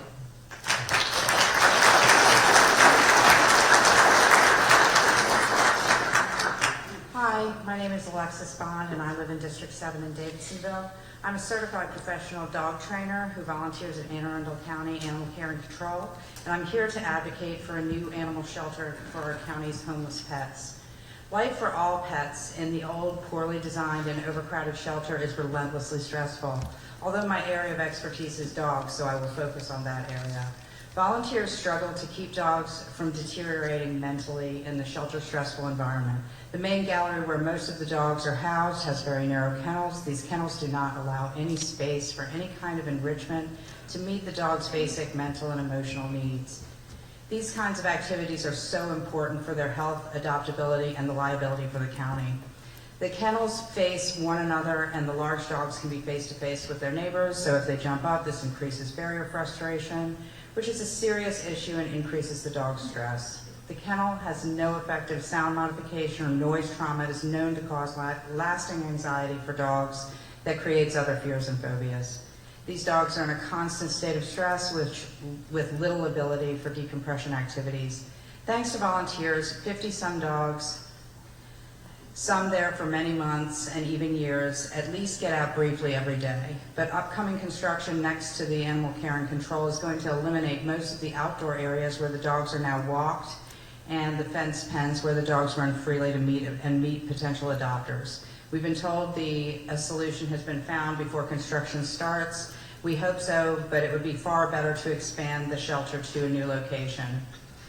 We volunteers encourage you, Councilwoman Ledbetter, to schedule a tour of the shelter. See for yourself why this 23-year-old, low-bid, low-quality building needs to be replaced. Thank you.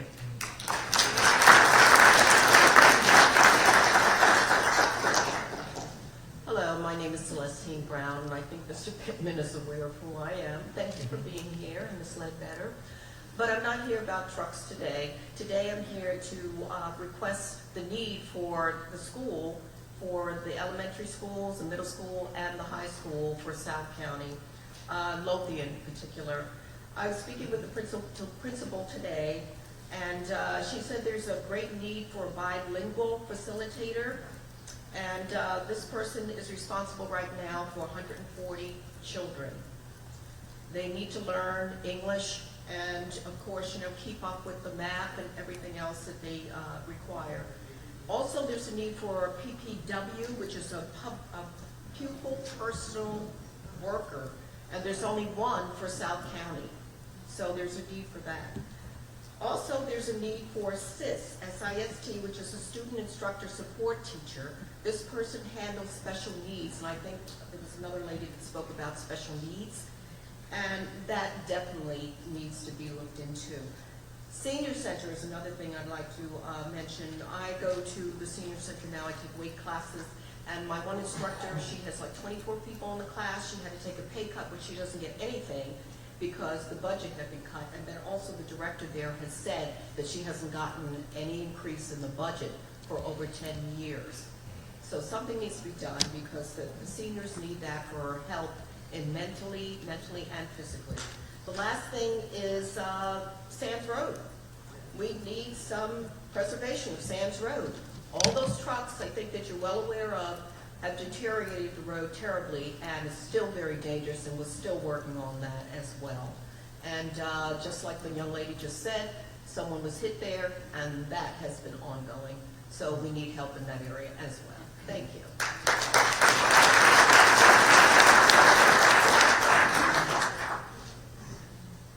Good evening, I'm Robert Mays, and I've been the pastor of the First Baptist Church of Deal, Maryland for over 44 years.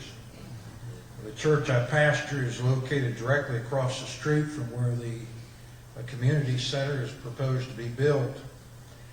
While I support this completely, there are things I would request, and that is that they take the pickleball and put it over there by the volleyball court behind the library. I fear that we're going to have some competition on Sunday mornings, especially with the noise and everything else. And I believe that the neighbors support me in this as well. I don't know how many people would like to have one of those things right next to your house. I also have they're talking about putting an amphitheater in there too. I'm not quite sure of the practicality of that, because the marinas that are over there, some of the other venues that are there, they already employ bands and music and so forth to come in there. I can just almost imagine, they turn it up pretty high sometimes, and you can hear it all through the community in those warm seasons of the year. And if you put an amphitheater in there, they have their own music, and you got the music and whatever else they have at from the venues that are there. I can just imagine that there's going to be a lot of conflicting noises and confusing noises coming out across the waves of air there. So I just request that somebody would particularly look into that and consider that in your deliberations and trying to put that together. So, my goodness, I'm a Baptist preacher and I'm done. Thank you. Take her to school. Yes, he did. He used to be my bus driver. Our next set of speakers are Susan Cochran, Elizabeth Ruddy, Andrew Indow, and Pat Salmon, and Brian Daig. Please line up behind the microphone.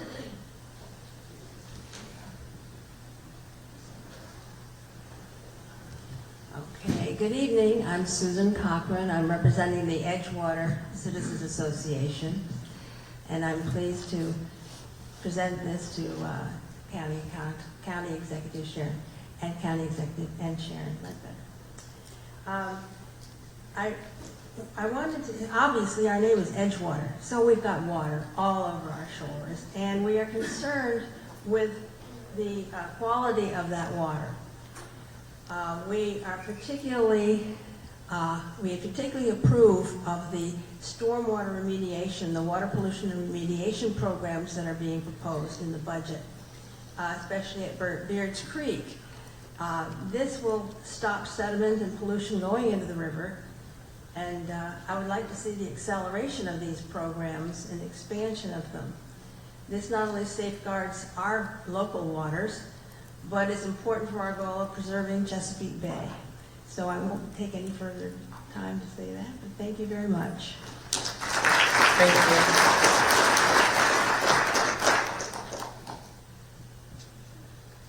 Hi, my name is Elizabeth Ruddy, and I'm here to talk about the school budget tonight. I am a parent and an educator. I have a 5th grader at Crofton Elementary. She gets to hang out with Mr. Leone every day, who spoke earlier, and I have an 8th grader at Crofton Middle, and I am an avid teacher at Severna Park Middle. I wanted to first start off by saying thank you for the progress that we have made. I started the 2022 school year. It's my 20th year teaching, and I started on step 20, which doesn't seem very noteworthy until you know that 2018, I started at step 10, even though it was my 16th year teaching. So the amount of progress that has been made is greatly appreciated, and what it's meant for me is we were able to buy our house in 2020 from our landlord. We've been living there for 10 years. We got to go to Disney World that summer while our kids still think we're cool and they want to hang out with us. But we need to continue to make progress. In Dr. Bedell's budget, he calls for a 6% COLA. As we saw that Stuart Pittman shared with us earlier, we're caught up with experience, but laterally, when you look at us across counties, we are not. When I was preparing what I was going to say, I realized that I'm 5 years away from the top step. I guess because I always think of like what's next as a teacher, not like when I'm going to be done, because I really like what I do. But I'm not done. I have 10, 15 more years in me. I love my job. So it's in the best interest of our students to make sure that our veteran teachers, who are the foundation of our schools, who mentor our new teachers, are compensated well, and that our new teachers don't leave. My daughter's 4th grade teacher left mid-year. It was really detrimental to her. She's finally catching up now in 5th grade. And I've had to support firsthand teachers that were not highly qualified, who did not have the background, and it's exhausting. So thank you very much. Thank you.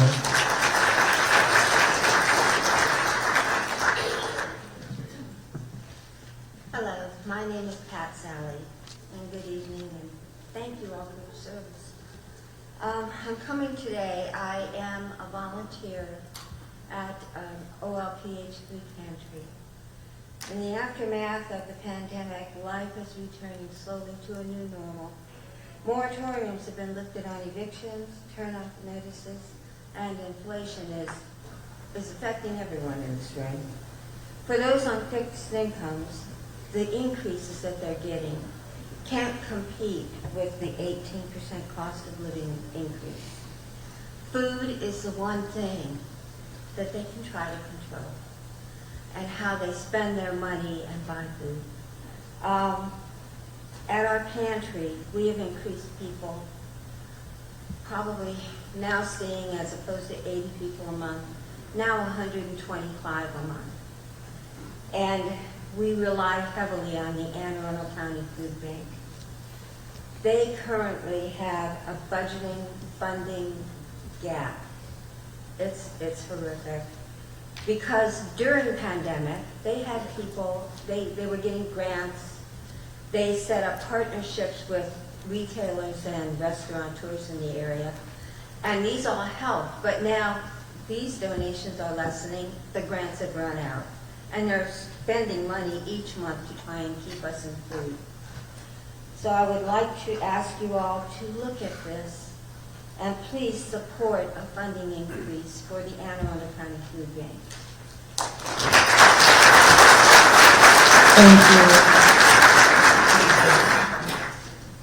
Good evening. My name is Brian Degg, and I have no idea who this woman is, but I am a board member of the Anne Arundel County Food Bank. We did not walk in together, and I did not time this, but my request mirrors her request. And I'm a resident of Edgewater. I've got 5 kids who have gone through Central Elementary and Central and Southern High School. And I first really became aware of the need through the Backpack Buddies program, going to school and having lunch with my kids and seeing what children were eating, which was identified as lunch. I joined the board 3 years ago.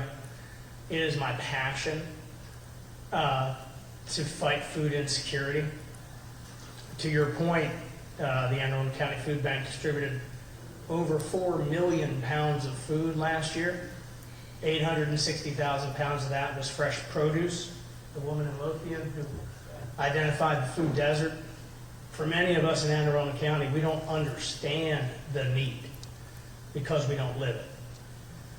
And so I'm simply here to request that you prioritize the funding request by the food bank, because to your point, food is more expensive. Many times the donated food, although tremendously thankful, it does not address the diversity of cultures who need the food. So that's an area where we just have to supplement with purchasing it. So I really appreciate everything you've done for us. I'm proud to be a member of the organization and to support that both personally and professionally. And I yield the rest of my time back. Thank you. Thank you.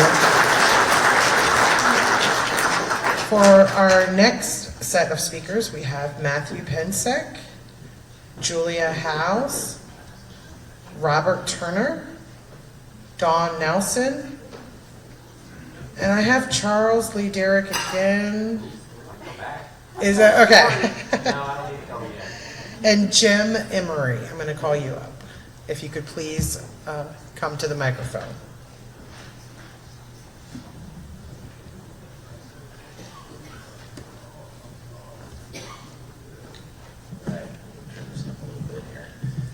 Hi folks, my name is Matt Pensick. I'm a resident of Owings, Maryland, and many people probably think of Owings and they think of Calvert County, but we down at the county line are part of Anne Arundel County. I live on a farm with my wife, two boys. We recently started a vineyard and hoping to become Anne Arundel County's next winery.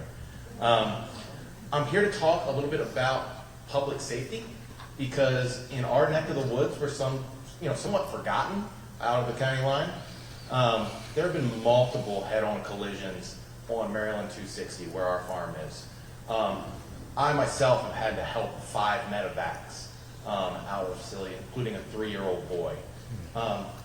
Just a really upsetting display of the lack of interest in our area of the county, and it's ironic because I drive by the sign every day when I come onto my farm that says it's the best place for all. And so in the name of kind of equality and looking out for everyone in our community, especially our children, I'd really like to work with someone to help, bring about a better, safe environment on our roads. Usually the Calvert County and Huntingtown Police Department beats Anne Arundel County to the scene. And when I speak to the policemen and firefighters there and the medevacs, they say, look, you're kind of in no man's land. And so that, it makes me want to fix something and stand up for our community. I felt the same 2 years ago, 3 years ago, and we were some of the last people in Anne Arundel County to have hardwired internet run to our area.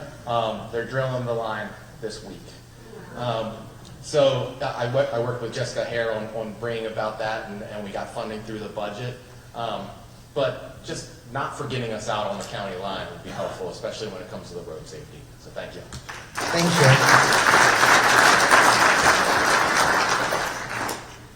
Good evening, folks. My name is Jim Emery. I live in Churchton. FEMA provides mitigation grants to communities that are prone to flooding. Cape Ann, where I live, is one of those communities. The problem is homeowners are not able to access these grants to elevate the properties that they live in because it has to come through the county. Going back to Hurricane Isabel in 2002, I believe that was regarded as a 100-year flood, and there's been 2 major flood events since then, flood / storm surge. I just ask again, I'm here to request that the county partner with homeowners so that they can access these grants that they're entitled to. We've talked to FEMA, we've talked to Senator Van Hollen's office, Mark Kennedy, I believe, has been in contact with previous administration as well as yours, and I stand here to ask for that assistance accessing one of these grants. Thank you. Thank you.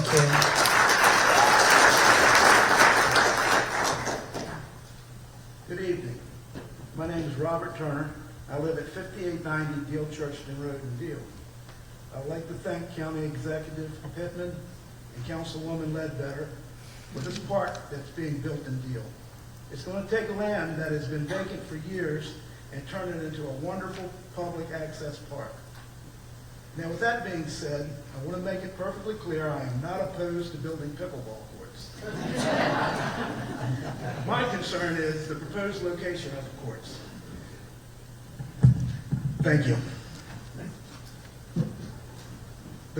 The proposed location of these courts would be directly across from the Baptist church and numerous homes, one being my property, literally in my front yard. There are so many other places these courts could be placed at the park that would not affect any local residents. The courts should be placed maybe at the opposite end of the park, around the Deal Library where the tennis courts are located. There are no residential properties at that end of the park. We also believe that they would be better suited at the Shadyside Sports Park on Ford Road in West Shadyside. We would also ask that you reconsider building a community center at the Deal Park property. We believe this community is in desperate need of such a facility. And thank you for listening to my concerns. Thank you.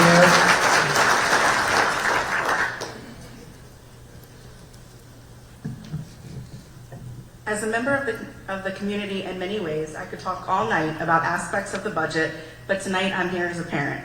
My name is Julia Howes, lifelong resident of Churchton in South County. I am here tonight to express my concerns regarding youth sports. My daughter plays multiple sports throughout the year and utilizes fields and courts in the county. Southern High School has one turf field for both Southern students and South County youth sports. Both have to share, meaning that most of the time, practices and games are held later at night. My daughter plays anywhere from 6 to 10 p.m. on most nights and practices on school nights until sometimes 9:30. She's in middle school. We need the additional turf field and need the project both fully funded and expedited. We need equitable fields and opportunities for all of our athletes across the county. I am also in favor of the open-air Deal Community Park. However, I don't agree with the community center being built on the property north of the library. These are separate projects, and we have access to these resources and need to utilize already built buildings and other areas to provide additional resources to South County residents. It sounds like after listening to testimony tonight that there is an overwhelming request for outdoor facilities, parks, fields, and more for our residents to be doing outside with already owned property. Look at the property owned by the county and let's open more land to the county residents. Thank you. Thank you. The next folks, if I call your name, please come behind the microphone. We have Louis de Marode, Sonia Ramirez-Cunid, and Brian Connor. We have come to the end of our list here.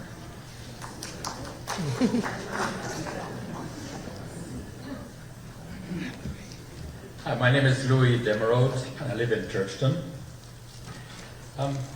Thank you for holding these budget meetings, Stuart and Shannon. We're concerned about how car-centric South County is.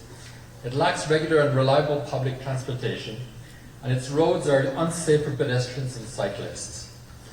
Although we've tried walking and cycling along the roads outside our immediate neighborhood, we've had too many close calls with cars to want to continue to do this. Pedestrian paths and bike lanes are desperately needed along South County's roads. We realize that many of these roads are state roads, but if Arundel County partnered with the state on the budget, they would become a bigger budget priority, particularly given Governor Moore's goal of reducing 60% of dangerous greenhouse gas emissions by 2030. Where we live in South County, the average household generates 58.9 tons of CO2 emissions per year. That's just too much to do our part to minimize our negative impact on the health of the Bay. In addition, the lack of adequate public transportation creates great hardship for vulnerable populations. It's too hard for seniors who no longer drive to get to medical appointments, do their shopping, go out to a restaurant or cultural event, or go to see a friend or family member. It's equally hard for school children whose parents work to get to community activities. It's imperative that the country invest in van or small bus transportation with bus stops in the various neighborhoods. The service should run on a regular, predictable schedule from South County to areas where people shop and have medical and other appointments in Annapolis. It should run to our closest metro stops more frequently than it does now, so our residents can connect to broader areas of the DMV. This new service should be well publicized and replace the limited and inconvenient system of calling for transportation 2 hours in advance. And Arundel County can do this and still preserve the green spaces and wonderful rural charm of South County. Thank you.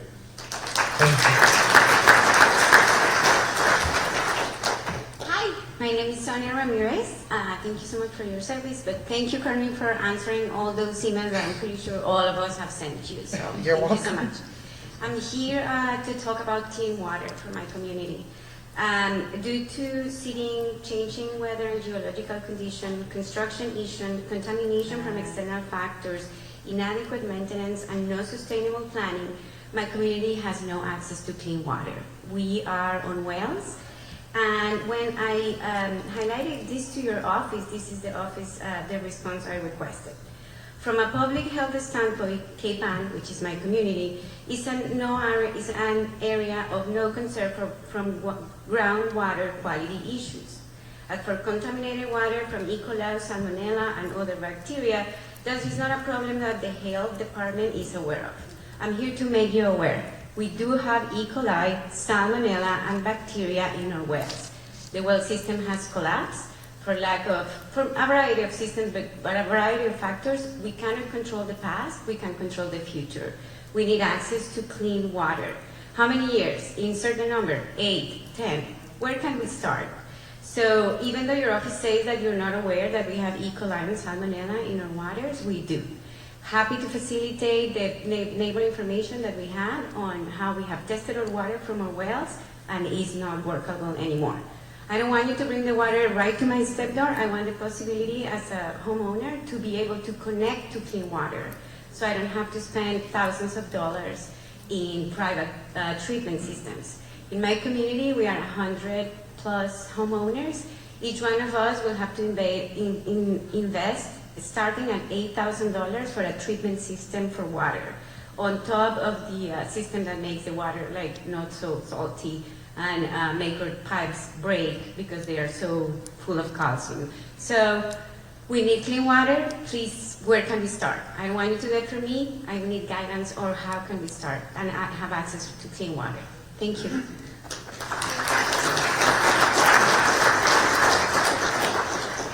Hi, how you doing? My name is Brian Connor. I live in on Germantown Road in Edgewater, District 7. And one of the things I wanted to ask and talk about is the parks. We have made a tremendous commitment in the Mayo Park, and I've seen up on the board here about the Carl's Wharf Community Pier. Well, it ain't a community pier, it's a county pier. It's located on at the end of Carl's Wharf Road, which it's a tremendous problem for our community. And basically, the facilities there that the county, which Pittman had nothing really to do at the time, I tried to get that project killed. We spent $750,000 to build a pier that you could moor a battleship against. Okay, the poles was 60 feet tall going in 4 foot of water. I sat there and watched it. I took pictures. I talked to Mr. Pipkin. The budget had already went through. The money was already allocated. The construction team was there. There's no parking. There's no bathrooms. There's marshland on all sides of the property, which the county does own. And I'm concerned that we have up on the bulletin board, we've done wasted $750,000. The police are down there constantly. Every walk of life is down there, good or bad. Drugs, out-of-state vehicles. The parking is parked on my property and Mr. Arkin's property, which we have no parking signs, but they still park there. It's a problem. I asked the county to even have the park there, but it's not a park. Take that money and put it somewhere else. This is a facility that's not adequate for the county. It causes chaos for the community. So that's one thing. The other thing is the roads. You know, we're building a big park. I know we have the 214 underway, but we have not even addressed our local roads. I live on Germantown Road, and the road is a mess. Carl's Wharf Road, 214, all the auxiliary roads that are feeding our communities are so bad. They have not been repaired since the sewer came in when we had county sewer. So we really need to look at our roads as far as to get into our properties, you know.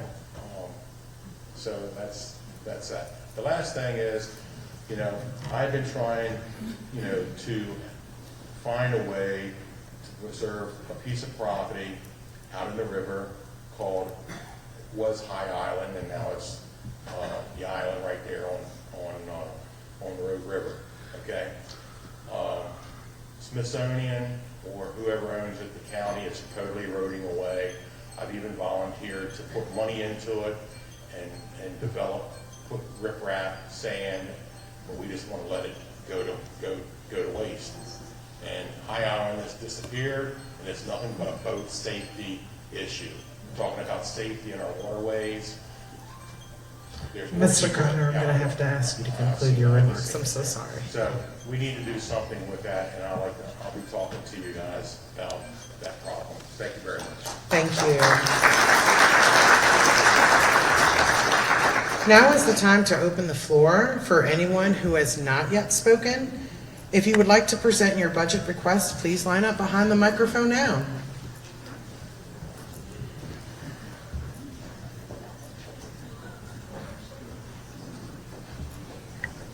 If you guys could please state your name. Hi, good evening. My name is Pamela Wolfer, and I'm glad to be here tonight. My thing is, I hear you speaking about education, but no one speaks about child care. You can't be an educator and go to work if I don't provide you with child care.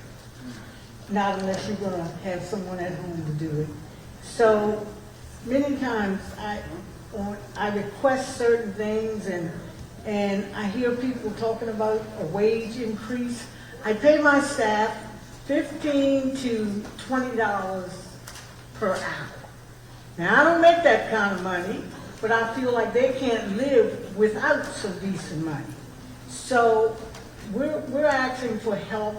And I used to have 115 children until the bright idea came up to put the 4-year-olds in a school program, and now the 3-year-olds in a school program, and after-school children.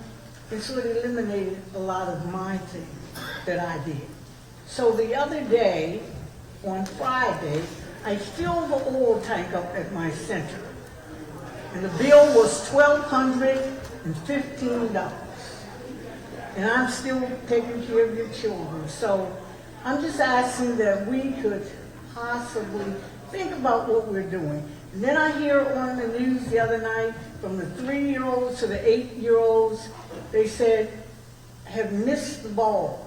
They missed it in reading.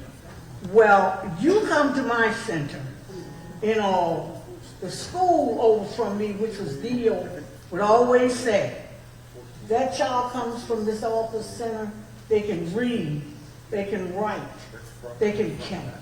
So we're just trying to ask for help to keep us constantly going. That's all I want to do. Thank you so much. Thank you, Ms. Alford. Good evening. My name is Melanie Hartwig Davis. My first comment is going to be as a resident of Lock Haven here on the Mayo Peninsula, and that is for land conservation. I want to commend the county executive for his 30 by 30. What is your little? 30% by 2030. 30% land conservation by 2030, yes sir. Want to make sure you remember that. So certainly budget for land conservation, we've heard a lot about stormwater management and water problems. We have to save and conserve our trees and our forests and our land in order to capture this. So it is of course larger parcels within our greenways, such as Glebe Heights Forest. It's also these pocket lots and anything we can do to foster nonprofits that are in the business of raising money and saving and conserving these pocket lots. We know as residents that they are very important to our communities in capturing the water. And the second thing I just want to say is as a member of the Planning Advisory Board, we've had a number of comments this evening about walkability and bikeability, and the Planning Advisory Board a week from tomorrow is going to be hearing about a master plan, and I want to invite anybody to jump on Zoom and watch and submit comments. It's called the Walk and Roll Anne Arundel, the Pedestrian and Bicycle Master Plan. So don't miss the opportunity to look at what the county staff, planning and zoning, rec and parks, multiple departments have been creating this over the years and putting this together. Don't miss the opportunity to see what's going on and give your input to, I have to always look at it, Walk and Roll Anne Arundel. So thank you. Thank you.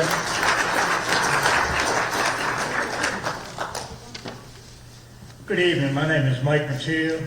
I'm a resident of beautiful downtown Beverly Beach, and I'm here to echo that gentleman that was here from the FOP, the Fraternal Order of the Police, to increase our police protection. We need to recruit more officers to the job. You just heard that gentleman a few minutes ago talk about living at the end of the county, down near the Calvert County line, how it takes so long for our people to get there. He's got to wait on Calvert County sheriffs or County law enforcement to get down there. We do not have enough officers on the street, okay? Now, everybody in this room lives in beautiful downtown Southern District. Southern District is #1 for having the lowest crime in the entire county. We are #1 with that, thanks to our dedicated police department. They're not getting enough support from the top down. We need more bodies on the street. We're glad that they remodeled the academy. The old academy was a disaster. It's been remodeled. Now we're getting ready to put in some more stuff up there. That's great. We need more bodies on the street. We need a stronger recruitment from people to get them on the street. I'm the president of Southern District's Police Community Relations Council. We are an all-volunteer organization. We are a liaison between the community and the department. We meet the third Thursday of the month at Southern District Station. I invite each and every one of you to come down the third Thursday this month. You will see us award the Officer of the Year, the Detective of the Year, the Reserve Officer of the Year, and the first time in Anne Arundel County, we're going to award the Crossing Guard of the Year for Southern District. The It's time they get the recognition they deserve. Please, put it in the budget. Give us more police officers that we need. Thank you very much. Thank you.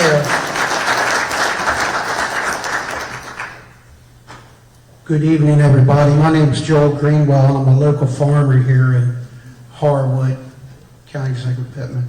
Council, how are you doing? One thing that wasn't brought up tonight is agrarian preservation in the county. I have a gentleman sitting with me right now. He has approximately 60-some acres in Davidsonville that he would like to preserve in agrarian preservation. He's getting a total runaround with the Preservation Board in the county. His piece of property is slated for sewer and county water. And between his grandmother and him, they want to preserve it without developing it, and he needs a little bit of help on that. So, I'm just bringing up agrarian preservation. We need more of that with the farmers in the area and whatnot. But also with public safety and whatnot, we need to stress on that a little bit more. As on the board of directors of the Riva Fire Department, our tanker driver was pulled out of there and put into Station 9 to run their tanker. So now when we get a call with a tanker call, 2 individuals go in our tanker, and the firefighter has to go into the brush truck to go to a certain call in Annapolis and whatnot. We need budget money to put our tanker driver back in Station 3 so we can cover the Davidsonville area. Thank you. Thank you. Well, I want to thank everyone for the great dialogue tonight. If you have any additional budget questions or comments to share, please email them to budget-comments@aacounty.org. Now, I will turn it back over to our elected officials for closing remarks. We will begin with Councilwoman Ledbetter.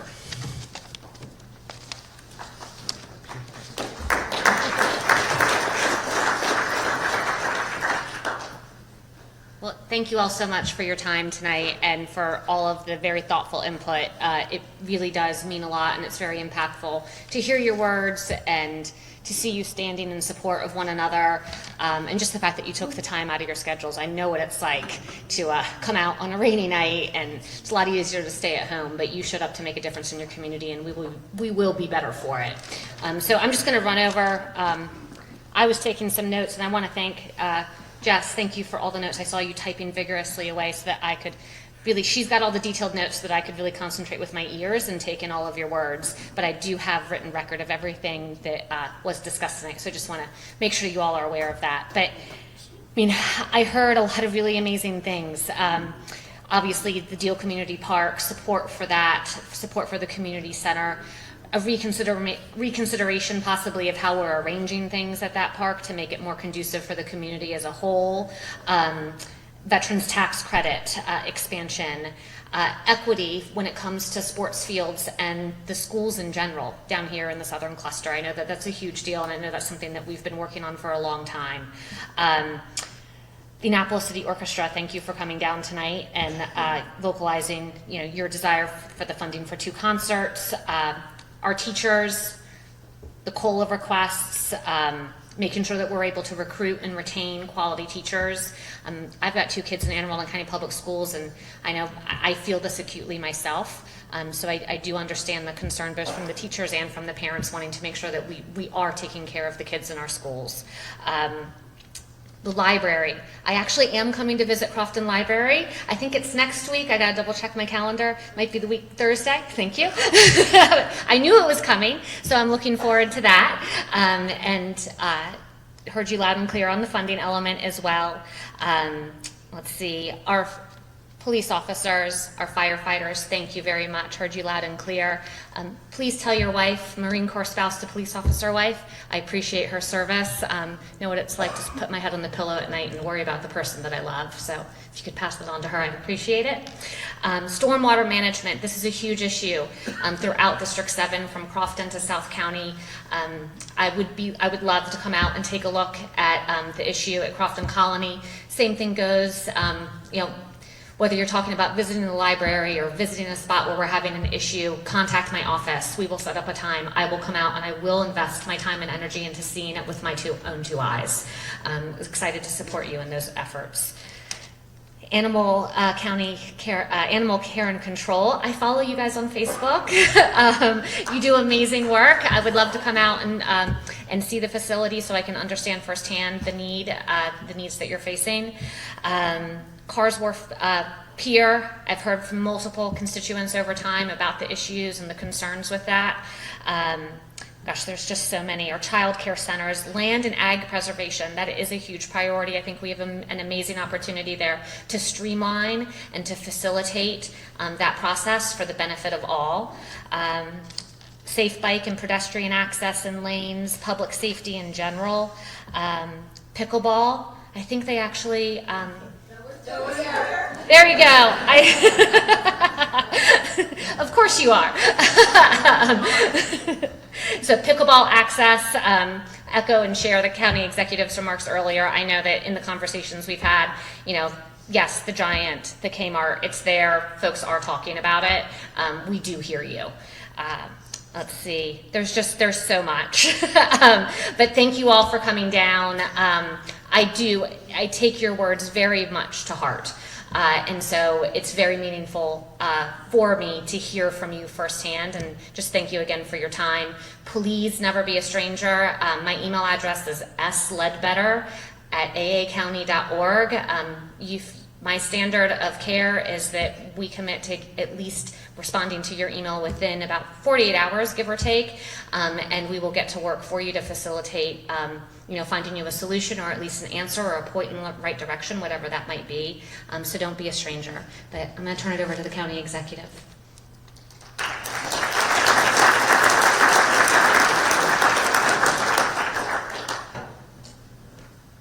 Well, Shannon's on the job. She got it all covered, right? So,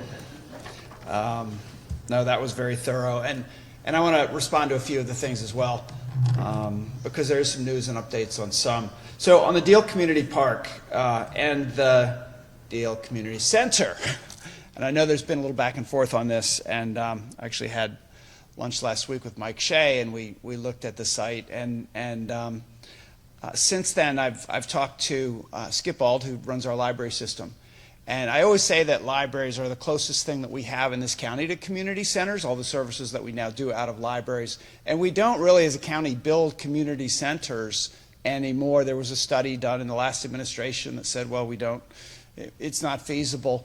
We have done some things like that. The Severn Center is a senior center, a boys and girls club, and some space in between. Call it a community center. We're looking at doing something like that in Brooklyn Park. What I want to look at for the Deal Park is to extend a room, a nice big room, out of the library. That library is going to need to be redone soon anyway. And with nice glass windows looking out into the new park so that activities could take place there. And then it would be staffed. It would be staffed by the library system. One of the reasons we don't build community centers is we don't have a department that staffs them, and you rely on local nonprofits. So that's the direction that I think we're talking about going, and I think that might actually please everybody because it doesn't take any of the park space up, and it improves the library, which is really the community center in Deal. So hopefully that will work, and we're going to go out there and look at the site and get creative about how that can work. The South County Fields, I really want to, I want to commend the baseball players because that was the first I'd heard on that one. We've got your full report and the photographs and everything, so we'll look at that. But I also want to commend particularly Senator Sarah Elfreth, who has gotten herself into the Finance Committee into a position where she has access to a lot of state funds. And she has made a commitment that, nothing is done until it's all voted on, and our budget's not done either, but $2 million for the second turf field that will be done. And then the way they're going to do that gives us an opportunity to do yet another field at Southern High, which we're not committing yet, but as we do the budget, a couple of $100,000 gets you a nice Bermuda grass field in addition to the turf field. So we think that's going to be a great step in the right direction, and we're all working together on that to make sure that happens for Southern High School. On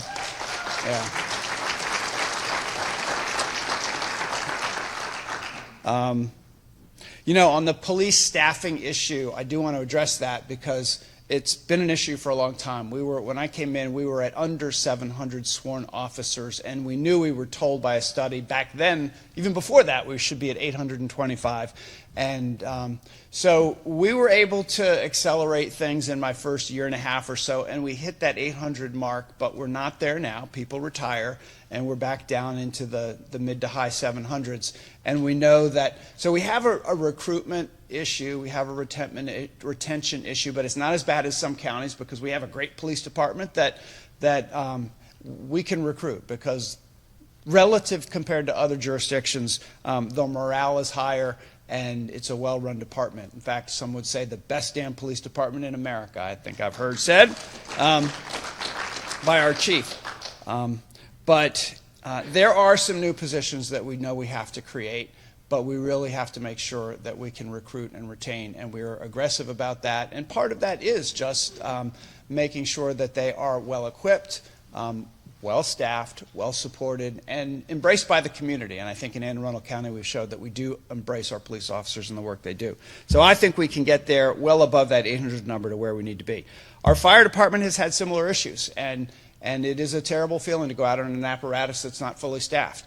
And we got the federal grant that was rejected in the last administration that got us another 50 positions, and we're doing that. We may have to do that all over again to get where we need to be.